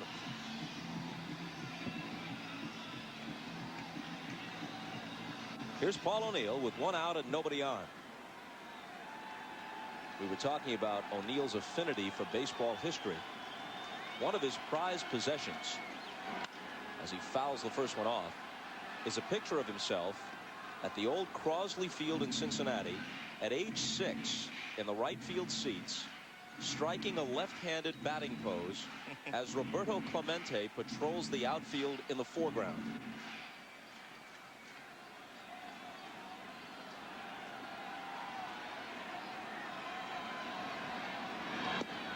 One and one.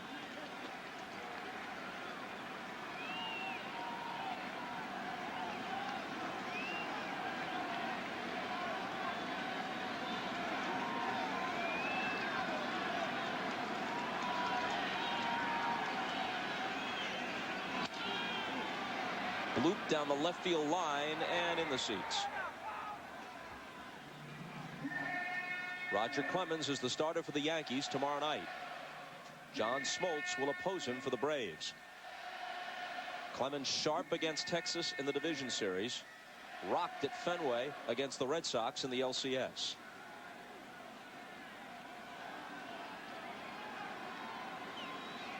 Those are the combined numbers.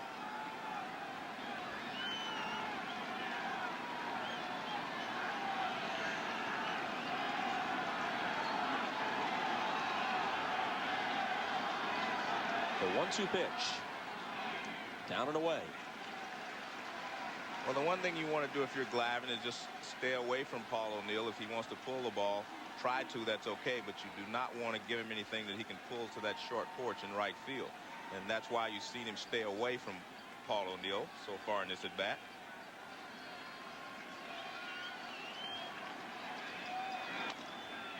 And O'Neill with a little tap. Perez up with it, pegs it to Hunter for the out. And that's that good sinker away.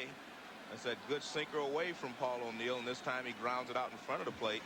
He checked his swing last time up, but this is just good pitching from Tom Glavine. See, that's a sinker out away from him. And with 2 strikes, Paul O'Neill in kind of a defensive mode, protecting with 2 strikes, but just a good pitch from Tom Glavine. Paul O'Neill had the lowest batting average against left-handed pitching of any regular in the major leagues this year, 190, and yet in this series he's gotten RBI hits against Glavine and Rocker. Well, he's also a very smart hitter. I mean, he handles situation hitting probably as good as anybody in the game. I mean, he knows exactly what he has to do in certain situations, and you saw in this early in this ball game, he just reached out and took the ball the other way when he had a runner in scoring position.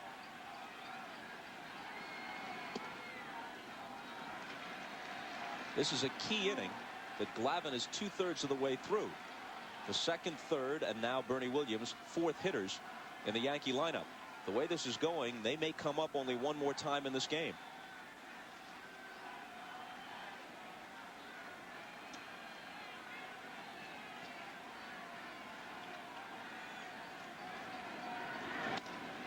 Right field, Jordan to the edge of the track.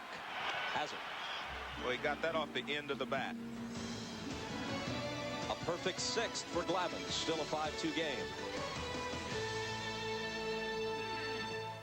If he hadn't gotten well tonight, his team might have been on the critical list. As it is, they've got a chance to get back in the series, Joe. 62 pitches. That's amazing to go through a Yankee lineup that takes a lot of pitches normally and works you deep into the count. And in 6 innings, 62 pitches. That's amazing. The Yankees, meanwhile, make a pitching change. Jason Grimsley gave Joe Torre 2 1/3 innings of strong work, and now Jeff Nelson comes on.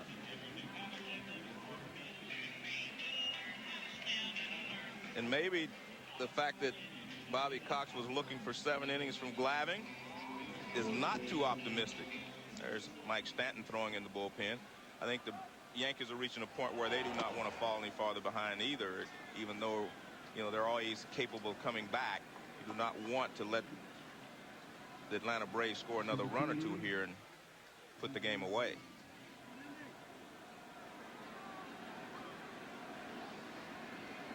Andrew Jones 1 for 3 tonight. Still homerless in this postseason after hitting 26 of them during the regular year. Nelson moves him away. Nelson is an imposing figure on the mound. 6'8", 235 pounds. Almost right on top of you with that delivery, whipping it in their sidearm.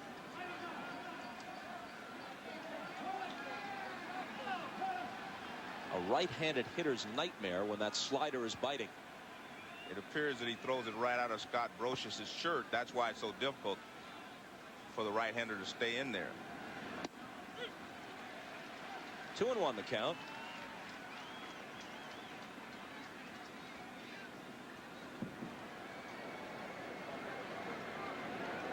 All of a sudden, the bats come alive for Atlanta. Not in this at-bat for Jones. Brocious retires it.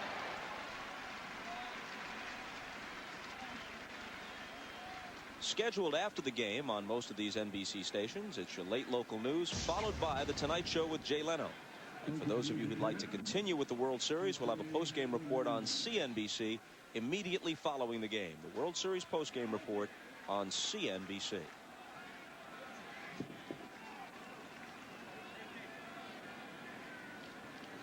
Jose Hernandez, the DH, is 1 for 3. That one hit was big. A double that produced 2 in the third.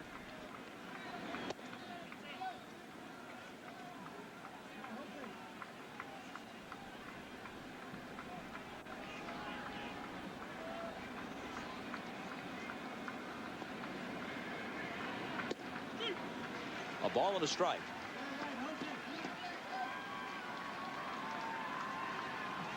Andy Pettitte was gone in the fourth. His team has gotten one back to make it 5-2. 1-2 to Jose Hernandez. And it appears like he hurt his left hand a little bit on that swing. Watch him. This is the breaking ball is away from Hernandez. Watch, he reaches out and he rolls his hand and he takes his hand off. I think he might have hurt his hand just a little bit there.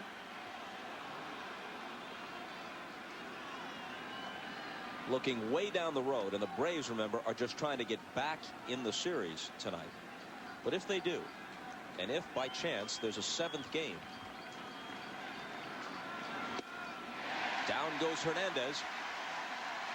Andy Pettitte would be the scheduled Yankee starter in Game 7. Now, he has pitched well in his outings in the Division Series and in the LCS. A bad showing tonight. Does that change Joe Torre's thinking? Well, I think the Braves are lucky that Tom Glavine would be their 7th game start if it goes that way.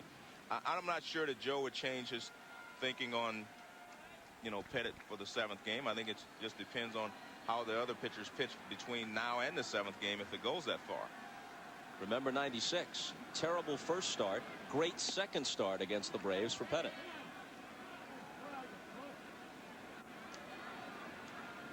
The loser in a 12-1 game. Then the winner in a 1-0 classic. I don't think anyone has their pitching rotation just set in stone at this point, because it depends on what happens in this game and the next 2 ball games here in Yankee Stadium. A lot of changes could be made between now and the 7th game on deciding who would start that game for you. If we even get that far. Right.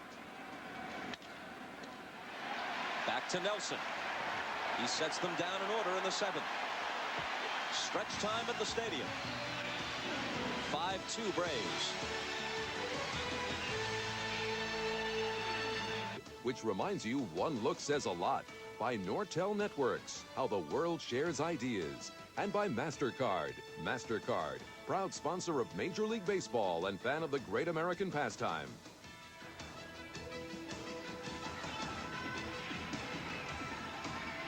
The Empire State Building lit up in blue and white for the Yankees, and NBC's headquarters, the GE Building.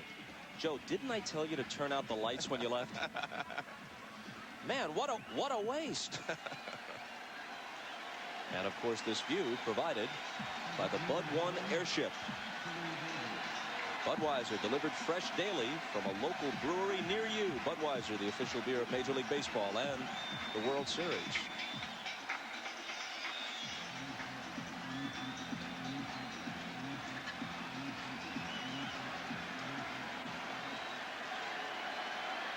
Well, this is the 7th inning, and this is what Bobby Cox is hoping to get out of Glavine.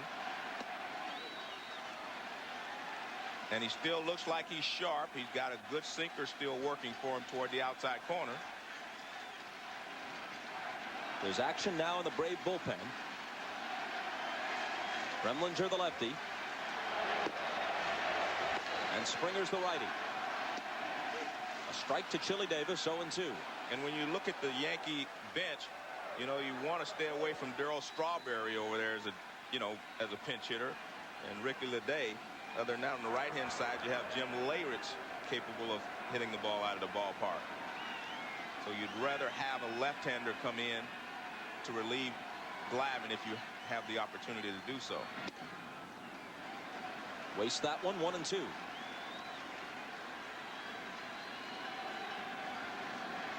Davis, Martinez, and Brocious in the Yankee seventh.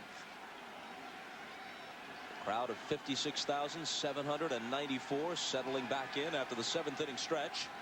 And Davis sends the bat flying into that crowd as he goes down on strikes. This is Tom Glavine at his best. And it got somebody. We're holding our breath, but it appeared to conk a spectator. Chili Davis, one of the most pleasant men in baseball, and you could see the look of concern on his face as the bat sailed out of his hands, and he wonders how much damage it did.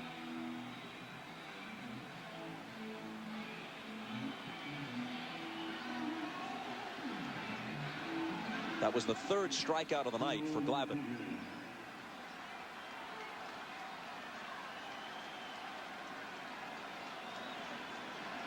Tino Martinez is 0 for 2. He drives one to deep right, and this one is not coming back.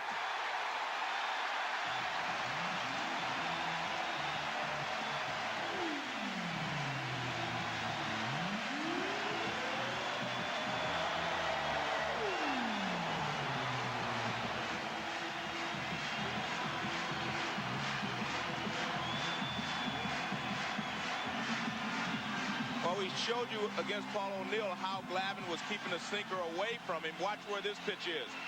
Not exactly where he wants it. That ball gets the middle in, and Tino Martinez turns on it, and this ballpark can't hold that fly ball.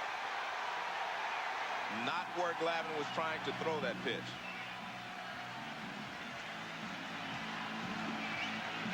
What was a 5-1 lead is now 5-3.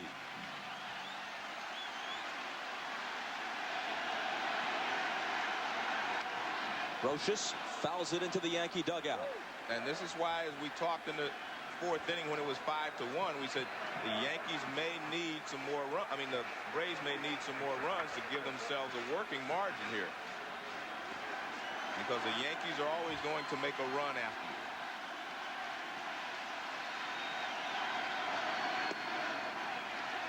1-1.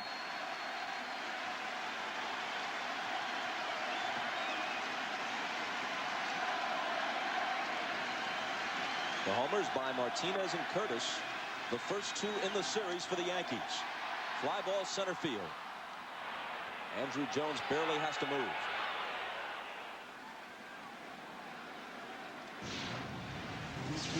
And we know the Yankees are capable of coming back. They've done it a lot of times. Look at that, from the seventh inning on. In the division series, they were 3-0, and in the LCS, they were 15-5. So they're scoring a lot of runs late in the ball game. Scored 4 in games 1 and 2. So they get a chance to see a pitcher a few times, get a chance to make adjustments, and they've been very difficult to put away. Here's Curtis, who homered his last time up. The 2 home runs they've hit have been on fastballs that are up and kind of in the middle of the plate. And both Martinez and Chad Curtis hit the ball. They hit the ball well into the right field bleachers. Hit up the middle. To his left is Weiss. From behind the bag, got him. But the Yankees peck away. Glavine has worked the 7 innings Bobby Cox hoped for and leads it 5-3. Well, you can see Bobby Cox there talking to Tom Glavine, and he says he has a lot of trust in his pitchers. They're going to be honest with him and tell him whether they have one more inning to go or what they can do. You see Bobby Cox trying to find with him. That nod of the head may mean I think I'm okay. It's something that Bobby's going to have to decide. But he thinks that these guys are very honest with him, so he gives them the opportunity to tell him whether they're finished or not. Unlike a lot of modern managers, Bobby Cox does not do it by formula. He does it by feel. Right. Plays hunches a lot. And the key members of this team, especially the pitching staff, have been with him so long that he'll rely on what they tell him. Joe Torre got Nelson into the game in an inning that began with Andrew Jones, then Hernandez, then Perez. You've got Hunter, all right-handed hitters, well thought out by Joe. A good opportunity to keep the Braves in check while the Yankees try to rally. But I think there are big decisions to be made by the Braves, because the fact that you're ahead 5-3 doesn't eliminate the fact that if you lose this ball game, the series is almost over. So this is still a tough situation for the Braves to decide whether to send Glavine back out there or bring someone in from the bullpen. Girardi, hitting ninth, is scheduled to lead off the bottom of the eighth. Then Knobloch and Jeter. Called strike three.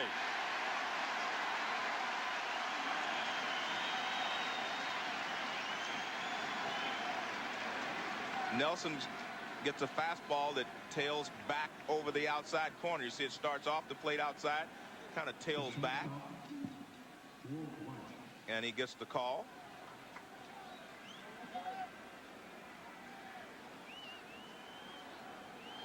And you see the Braves were ahead 5-1 at one time. Now it's 5-3, and that's well within the range of the Yankees. And it's been Grimsley and Nelson who have given the Yankees a chance once Pettitte was knocked out.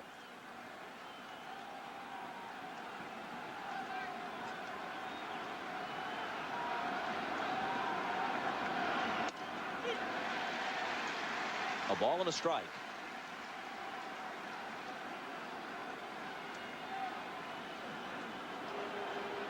Rocker gets up. The reception he got during the pregame introductions was just about as rude as what he experienced at Shea Stadium.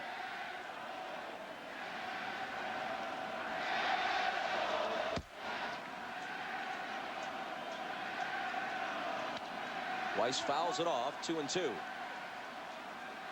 And a chant which is somewhat less than genteel begins, directed at Rocker, now that some of the fans see him in the bullpen.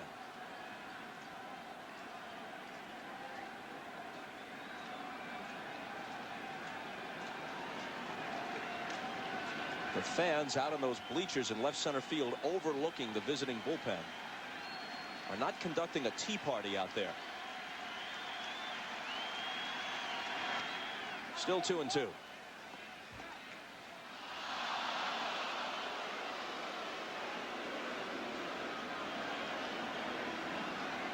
Rocker, though, says he thrives on this stuff.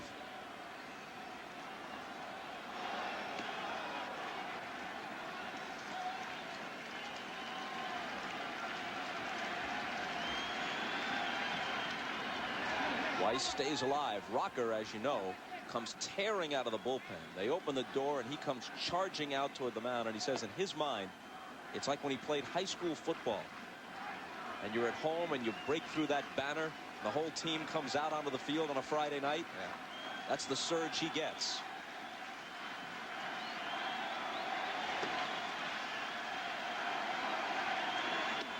Full count to Weiss. Rocker has been known to do the following. Now, I have never seen this, but I've heard that just to get himself pumped up, sometimes while he's warming up, he lets the return throw from the catcher hit him in the chest. This is a different sort of young man. And Weiss skies one to left that Chad Curtis will take care of. Game 4 is tomorrow night at 8 Eastern here on NBC. It's John Smoltz for the Braves. It's Roger Clemens for the Yankees. The question is, will the Yankees be going for a sweep, or are the Braves back in it entering Game 4? 11 teams have come back from 2-0 to win the World Series, and additional teams have done it in other rounds of the playoffs. No team has ever come back from 3-0 to win any series at any time in baseball history.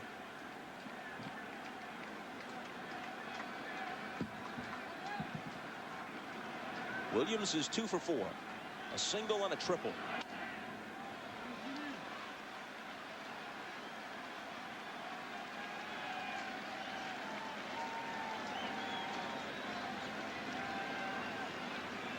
Rocker doesn't seem to be going all out in the bullpen like he's coming in to start the inning. Maybe someone's going to start the inning, and the first sign of trouble, Bobby Cox is going to bring him in. Big Jeff Nelson has faced 5 hitters. He's retired them all. That one's high. Bobby Cox, who says the guy he has modeled himself most closely after as a manager is his old Yankee manager, Ralph Houck. Cox came up to the big leagues in 1968, and the major was still the Yankee manager then. Swing and a miss, 1-2. He says that Houck was as tough as could be, but also very fair and compassionate, and had a feel for the lesser players on a team, keeping them involved and letting him know that he appreciated their contributions. That's one of Cox's strong points as well.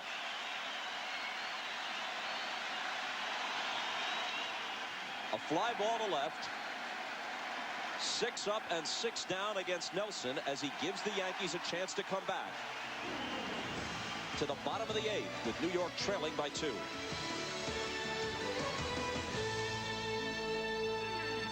Okay. Having thrown 72 pitches through 7, Glavine will start the 8th. Well, Bobby Cox was optimistic in saying he wanted him to go 7. Glavine said he felt so good he could go 8, so he's back out there for the 8th inning. But I'll guarantee the first sign of trouble, Bobby's going to go to the bullpen.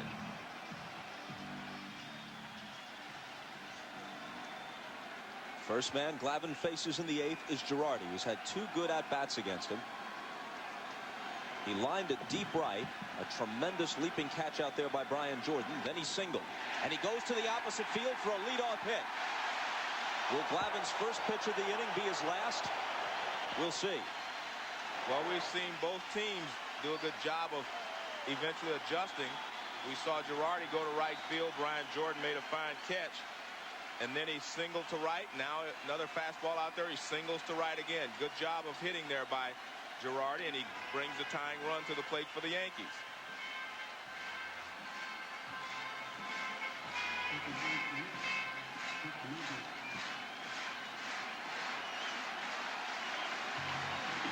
Yankee bench reacting, And Rocker throwing in earnest now.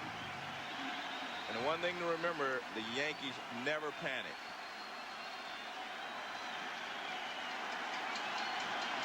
They always think they have a chance of coming back. Knobloch is capable of tying the game. He hit 18 homers this year. Ball 1.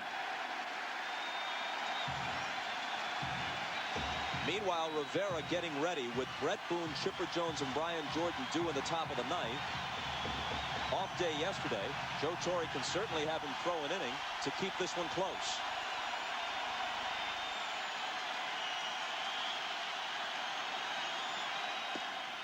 Two and 0. Well, Joe's hoping that he can put some numbers on the board and he'll come in to close out the 9th. That's probably part of his thinking right now, not just to hold it close. He feels that the 8th inning has been the Yankees' inning, and they have an opportunity to get back in this game or at least tie it here in the 8th inning. In the air to right. Jordan going back to the track, to the wall. And he cannot come up with it. It's a tie ball game. A home run by about half an inch.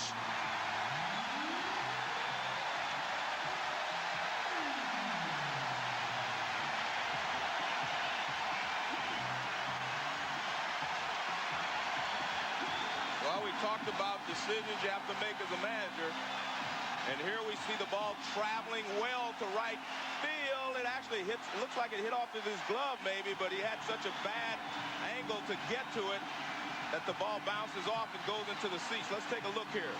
I think it hit the top of the wall. Yeah, I'm not sure. I think it hit his glove. We'll have to take another look there. Well, he was looking in it. Yeah, as if he might have gotten some leather on it. That ball hits off his glove. Well, it was both. Yeah, it hit his glove and then hit the top of the wall. Such an awkward position for Jordan to make the catch on. He tries right there, and it hits off of his glove, and he can't bring it back. Glavine's gone. Knobloch celebrating. The game is tied.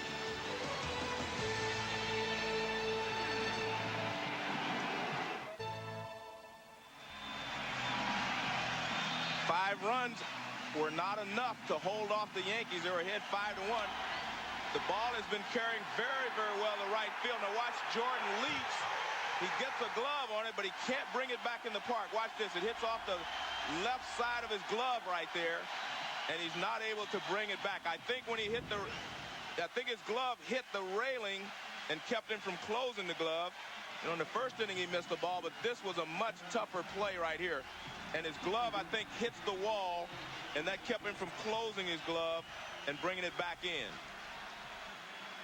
But the Yankees are an experienced ball club, and they just never panic. So now Cox and Mazzoni regretting the decision to allow Glavine to come out for the 8th. He threw 7 innings plus, allowed 7 hits, but 3 of them went for the distance.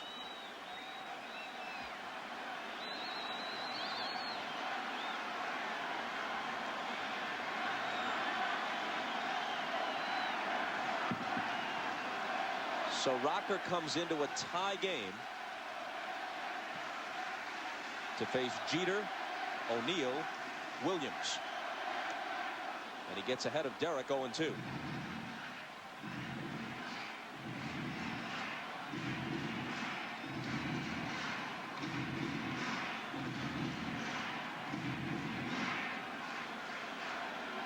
Well, Bobby, it's very demoralizing when you have a 5-1 lead and they keep pecking away at you and finally catch you in the 8th inning. And now you're in a situation, if they score 1 run, you know you're going to be looking at Rivera. He fists one into shallow center, and it drops for a hit.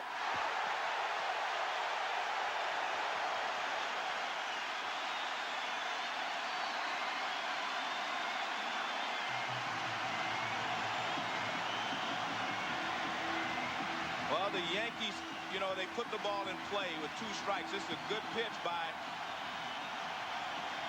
Rocker, and you can see all he did was fight it off, but he's strong enough. You see there, he just shortens his arm, pulls him in, and fights it off, and he gets enough of it because he's strong enough. He gets it over the infield.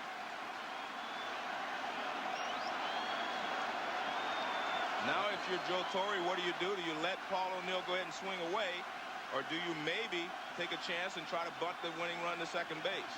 That one hit that you saw in game 1 on the screen a moment ago was a 2-run single through a drawn-in infield against Rocker. He looks to bunt and he pops it up. Good Hunter lets it drop so he can erase Jeter. But O'Neill wasn't running hard, and they get the double play. Now that was a rare mental error on the part of Paul O'Neill.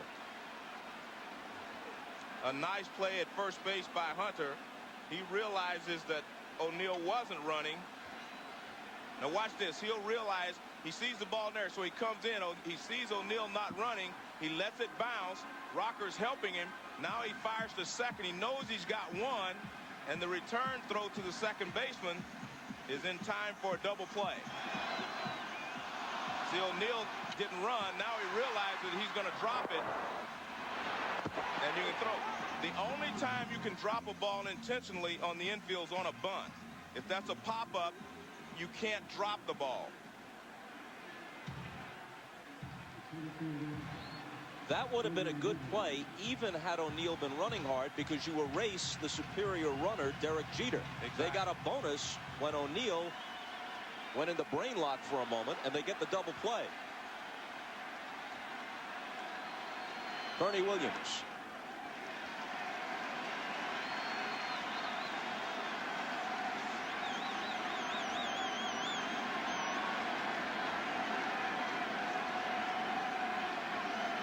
I thought Torrey might, go ahead and bunt in that situation just to try to put more pressure on the Braves by putting the go-ahead run at second base. That's a strike.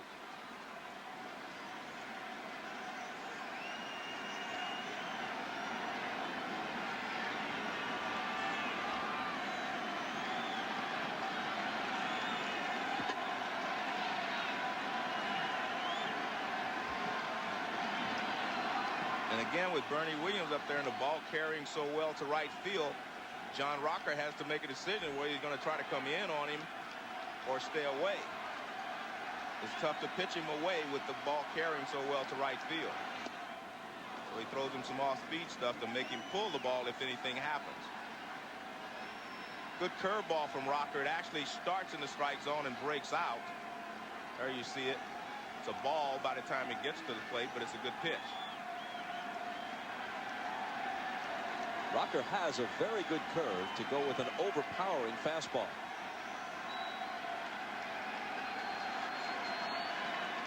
Perez called for a fastball away. Rocker said no.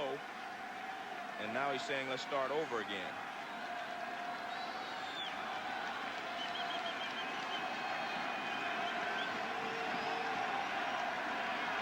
And now he wants to talk with Perez. Yeah.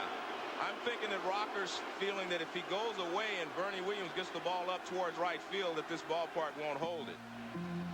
But he says okay to whatever Perez told him when he went out there. And I think it's important that they both get on the same wavelength in this situation, because one swing of the bat and this ball game can be basically over because Rivera is ready.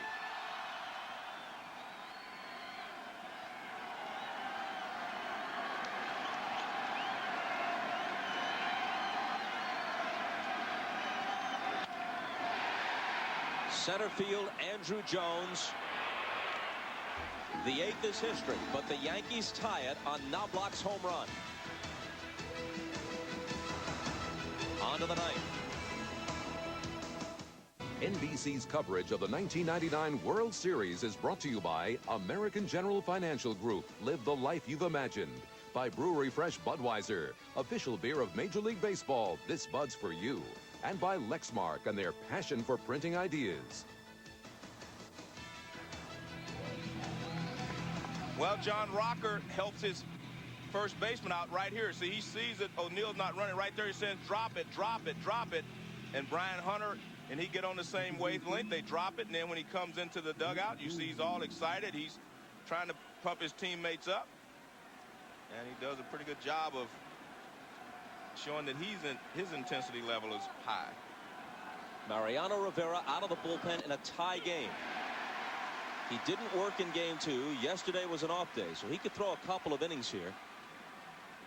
Well, the point is you're not going to get a save in this situation if you're Rivera. You're not going to have an opportunity to in a tie ball game, and you're at home. So if you're Joe Torre, you want to hold the team right here and give your team a chance to come out and win it in the bottom of the 9th. That's why you send Rivera out there right now. You just want him to hold it right where it is, and you guys get back in with everything on your side in the bottom of the 9th. So Torre calls on a guy who has given up exactly 1 run since July 16th, since he blew a save in this ballpark against the Braves. And you see Girardi working him right there. He stood way up above the strike zone. He wanted that high fastball, and he got it. But Boone, pretty good high fastball hitter, got a piece of it anyway to foul it back. In this postseason, Rivera is 1-0 with 5 saves through 9 scoreless innings. Boone takes him the opposite way for his 4th hit of the night. You've got to give this guy a lot of credit because, I mean, he has showed us a lot of discipline tonight. Hasn't tried to do too much. He's just gone the other way. This is that cut fastball away from Rivera. See it cut, and he just slaps it the other way for a base hit. That's good hitting. A lot of times in the past, Boone with 2 strikes, he wouldn't cut down on his swing. But, I mean, you've seen a guy really at the top of his game tonight, I should say. And now you're going to see Otis Nixon come in. Not a bad move. I think it's a great move because Rivera, like most stoppers, do not have a good pickoff move. You know, they relax a little bit into their own mode, and you get an opportunity to steal a base here if you're the Braves. And down goes Brett Boone, doing a Karnak-like pratfall over the top step. He's okay. But here's the point here, Bob. If you're going to steal a base, you try to steal it early, so that if you do steal the base, you give Chipper Jones a chance to pull the ball to the right side and move you over to third base with less than 2 outs. Chipper's 1 for 3 with a walk and an RBI ground out. Ball 1 to him. In 44 innings of postseason pitching in his still young career, Mariano Rivera has allowed 2 earned runs. Nixon had him timed pretty well there, but I don't think he could believe the good jump that he had, so he didn't go.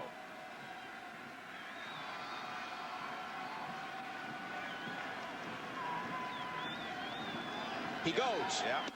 Here's Girardi's throw. They got him. Good play by Girardi to get it down there. The ball bounced, but it was right on target. That was the key. He had it right on target. See, Nixon, you can see him going. You can see him reading Rivera. He looks in. Now watch this ball. It bounces right on target. Right there. It bounces, but it's right on the left side of the bag, on the right side of the bag. And all Jeter has to do is tag him right there. Look at that. Perfect.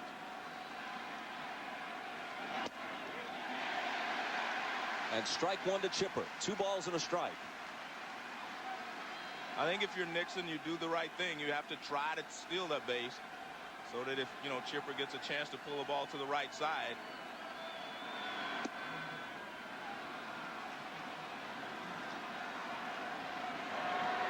I mean, that's why they put him at first base, to try to steal the base.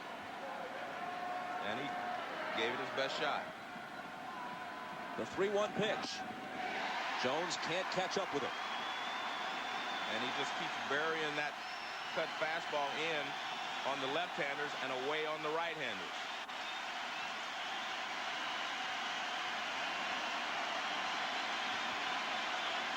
The 3-2. Struck him out.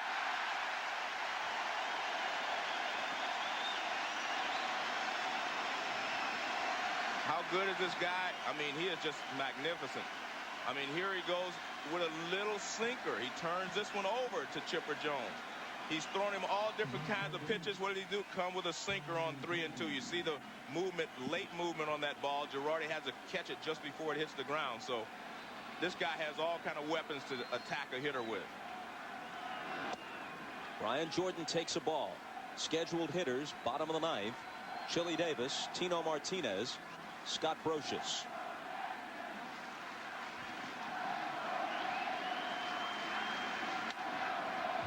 Fouled down the right field line and into the upper deck.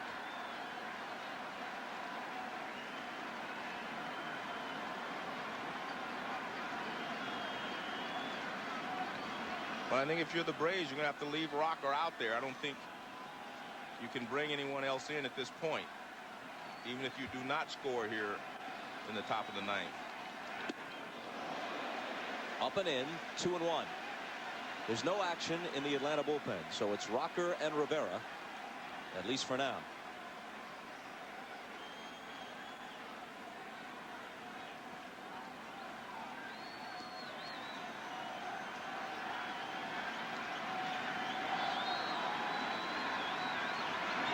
And the 2-1 pitch is bounced to short.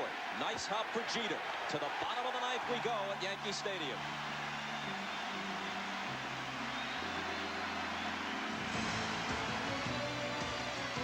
That's Girardi's reaction as he nails Nixon.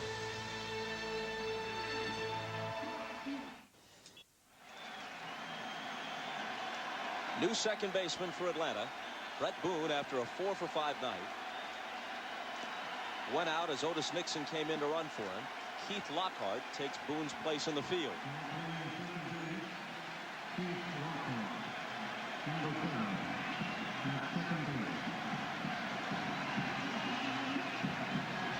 At age 39, the book on Chili Davis is that he's lost some bat speed. You wonder if he can turn the dial up enough to catch up with the heat of John Rocker. Well, I wouldn't put it past him. He's also a very intelligent hitter.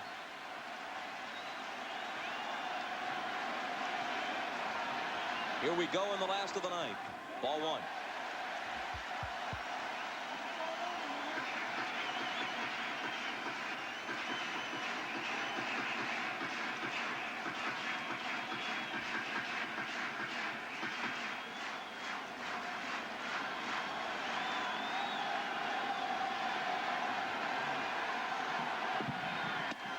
Two and 0.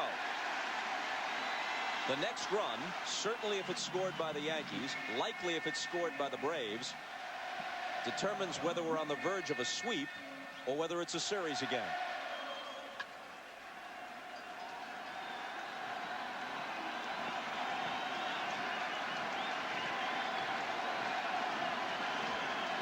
The 2-0 pitch in there.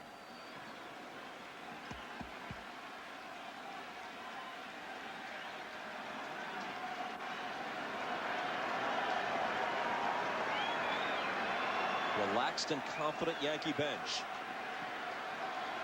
They never panic. They just seem to know exactly what they want to do and how to do it. 2-2 to Chili Davis. New York has climbed back out of a 5-1 hole to a tie game in the ninth. Knobloch finished that job with a 2-run homer that evened it at 5 in the last half of the eighth.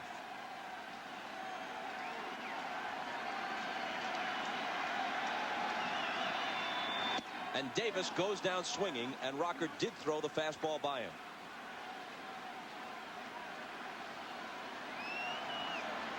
And Tino Martinez can hit the ball out of this ballpark, especially if you get it middle in, as Tom Glavine did. That really put the Yankees back within striking distance. That made it a 5-3 ball game.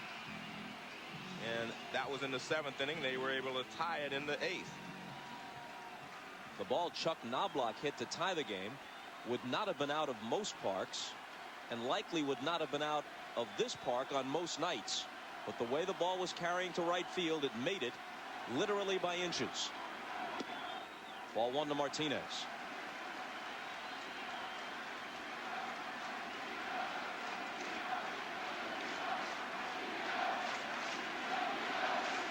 A chant of Tino, Tino at Yankee Stadium.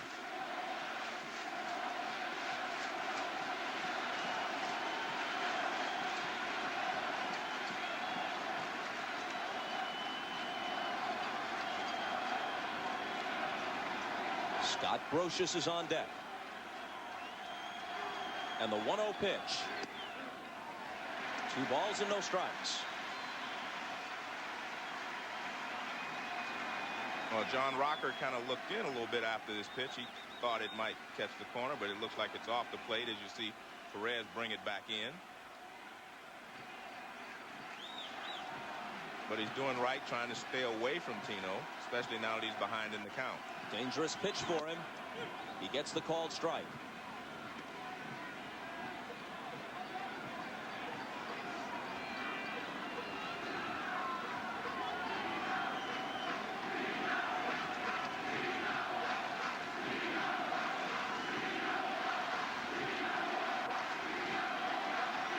The 2-1 to Martinez. 3 balls and a strike.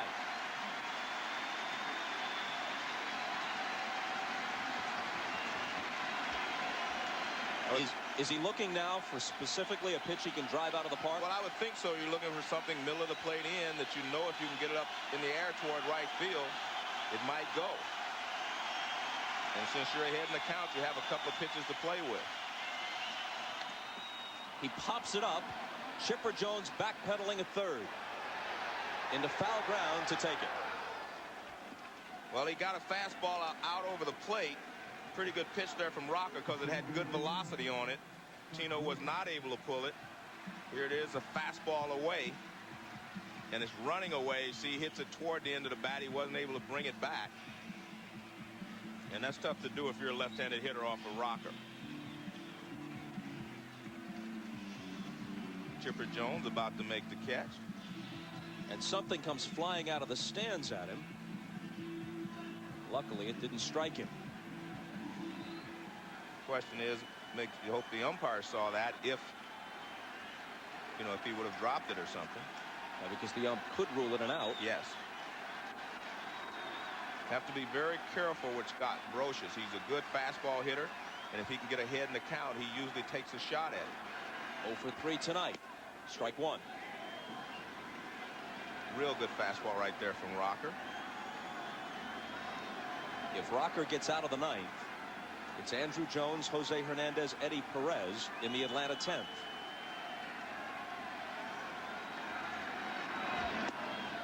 One and one.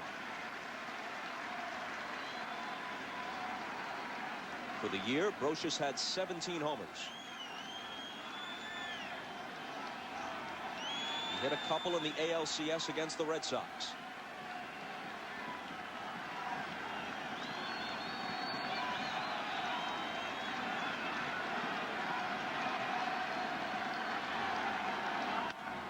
He bloops this one out towards short. Weiss squeezes it and will play extra innings, which will bring you after these words from your local stations.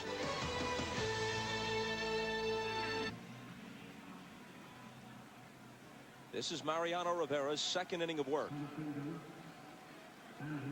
Andrew Jones, who's 1 for 4, will face him. The second of the 2 home runs allowed this season by Mariano Rivera was hit by Andrew Jones in this ballpark in July.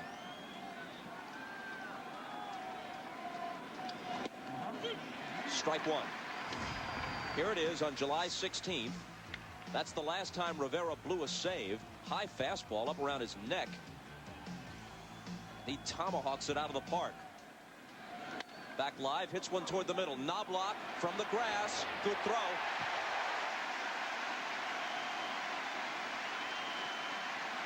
Andrew Jones likes the ball middle of the plate in. That's the home run he hit off of Rivera. He gets this ball away. You see, he hits it hard, though.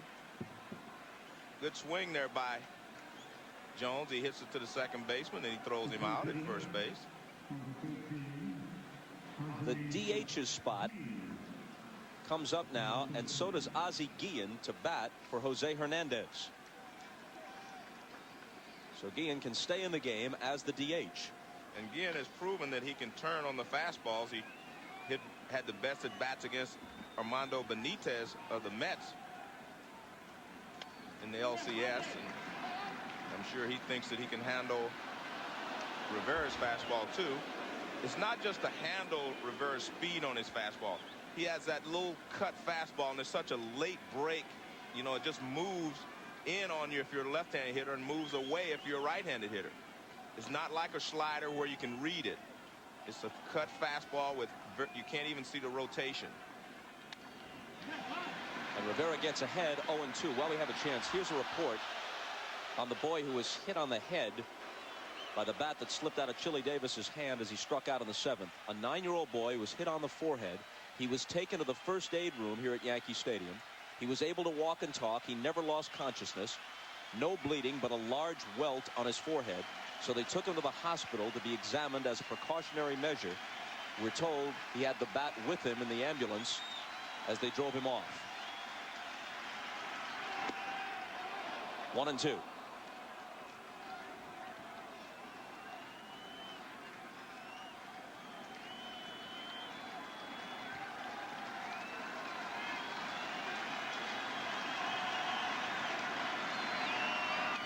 Up in his eyes, and he fouls it back.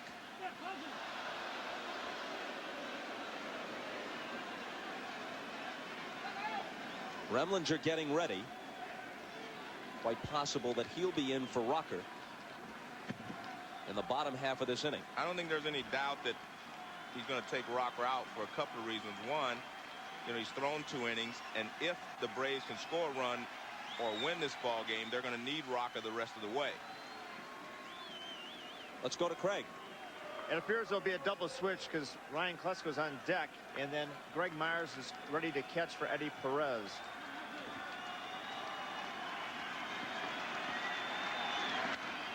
Roll to first and foul. Another good pitch there by Rivera.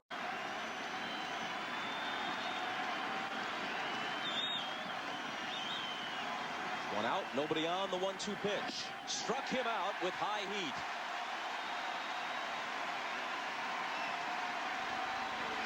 Well, again, it proven that he could get to the fastball. So what does Rivera do? Throw it up and out of the strike zone. Look at this. Way up. You can't get to that one. He had been fouling off the good pitches. So Rivera just throws one a little higher than he can reach.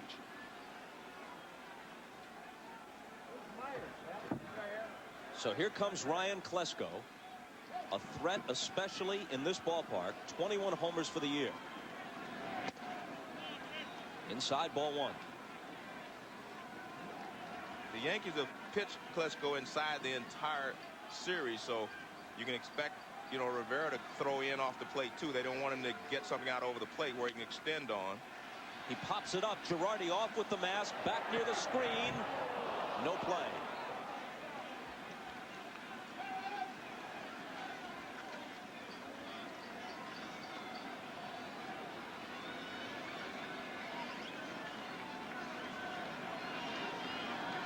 The tough thing for a left-handed hitter against Rivera is that fastball starts on the inside corner and it looks pretty good, but by the time you start to it and it jumps at you, it's almost impossible to keep it fair. 1-1 pitch, broken bat, Knobloch, a leaping attempt, but he can't get it. There it is. He got a break because there's that cut fastball inside, just jams him, shatters his bat, but he gets enough of it to get the ball over the infield. Now watch, he takes a big swing, but look at that, he just can't get to it. But he gets enough of it that it's a base hit in the right field.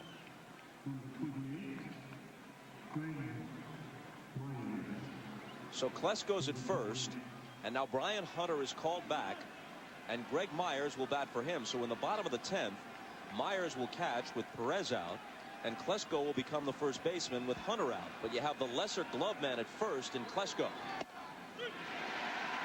Well, if you're Bobby Cox, you have to score a run. That's your main objective right now, is to score a run.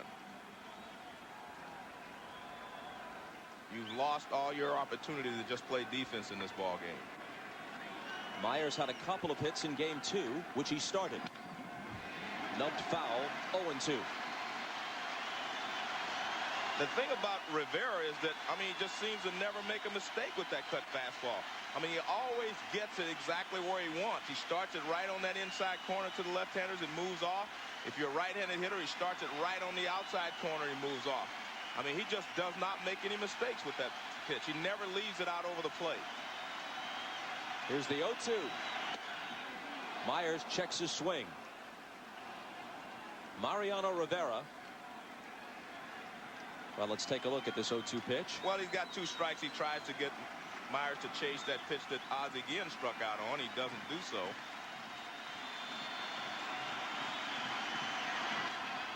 Well, he finally left one over the plate. Now watch this pitch. This is the first pitch since he's been in the ball game that he left in the middle of the plate. Watch where it is. It's a cut fastball, but it's right there. And Myers misses it, probably because he had 2 strikes and he's protecting a little bit. Another 1-2 pitch. Hit toward the hole. Martinez to his right to pick it up and step on the bag. To the bottom of the 10th.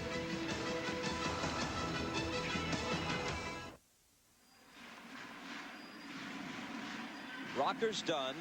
Remlinger's in. 10-1 for the regular season.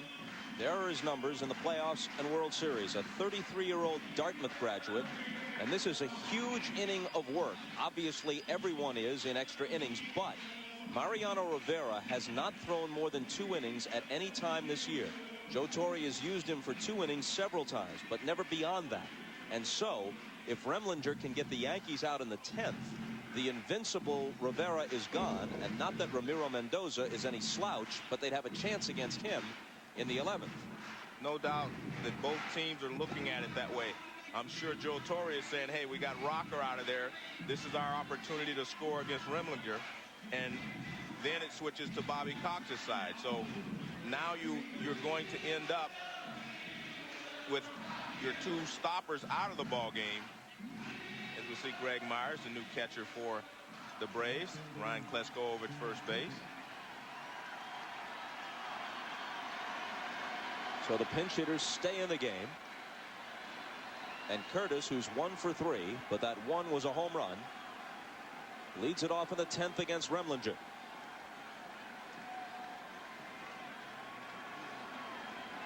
Girardi on deck, and then Knobloch.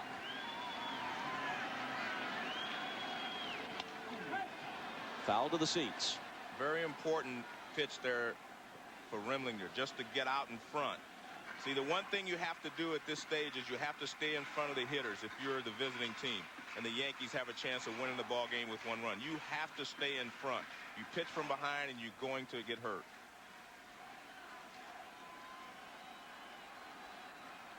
Curtis hit .262 for the year with 5 home runs. Remlinger's 0-1 pitch is high.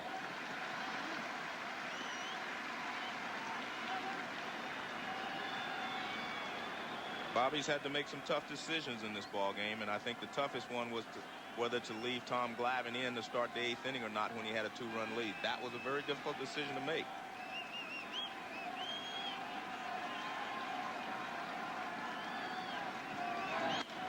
In the air to left. It's deep. It's very deep. It's 3-0 Yankees in the series.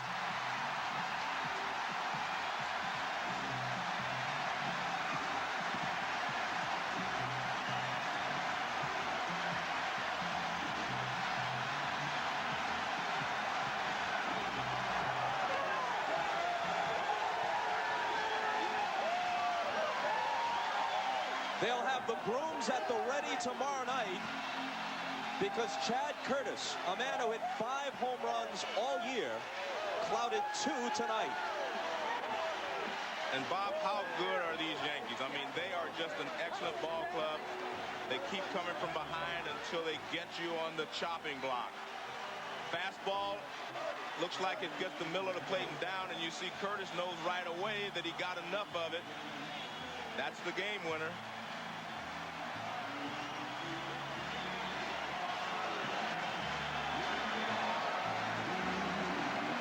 The Yankees have won 11 consecutive World Series games, and they're on the verge of their 2nd straight World Series sweep, courtesy of Curtis.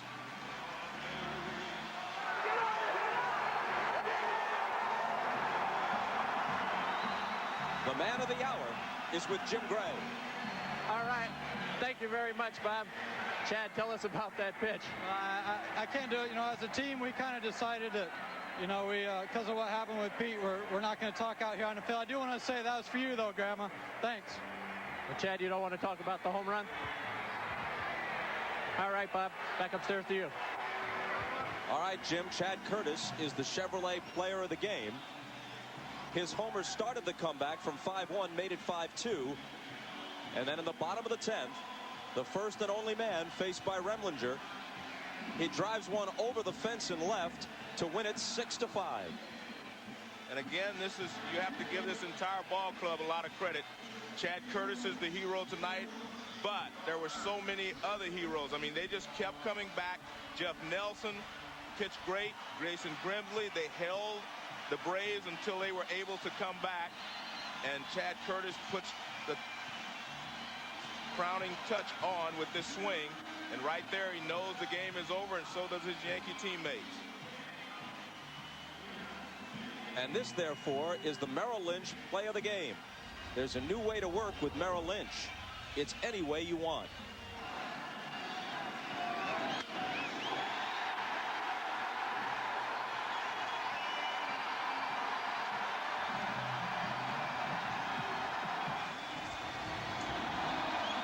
This is the first time a World Series game has ended on a walk-off home run since Game 6 in 1993, when Joe Carter's homer at Skydome won the series off Mitch Williams and the Phillies.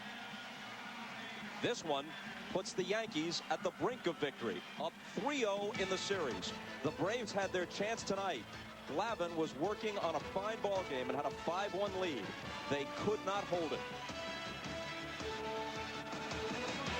So in 10 innings, the final score, The Yankees 6 and the Braves 5. Tomorrow night at 8 Eastern, we're back here in the Bronx. Game 4. Clemens against Smoltz. Tonight, after your late local news, it's The Tonight Show with Jay Leno. Tonight, Sammy Sosa.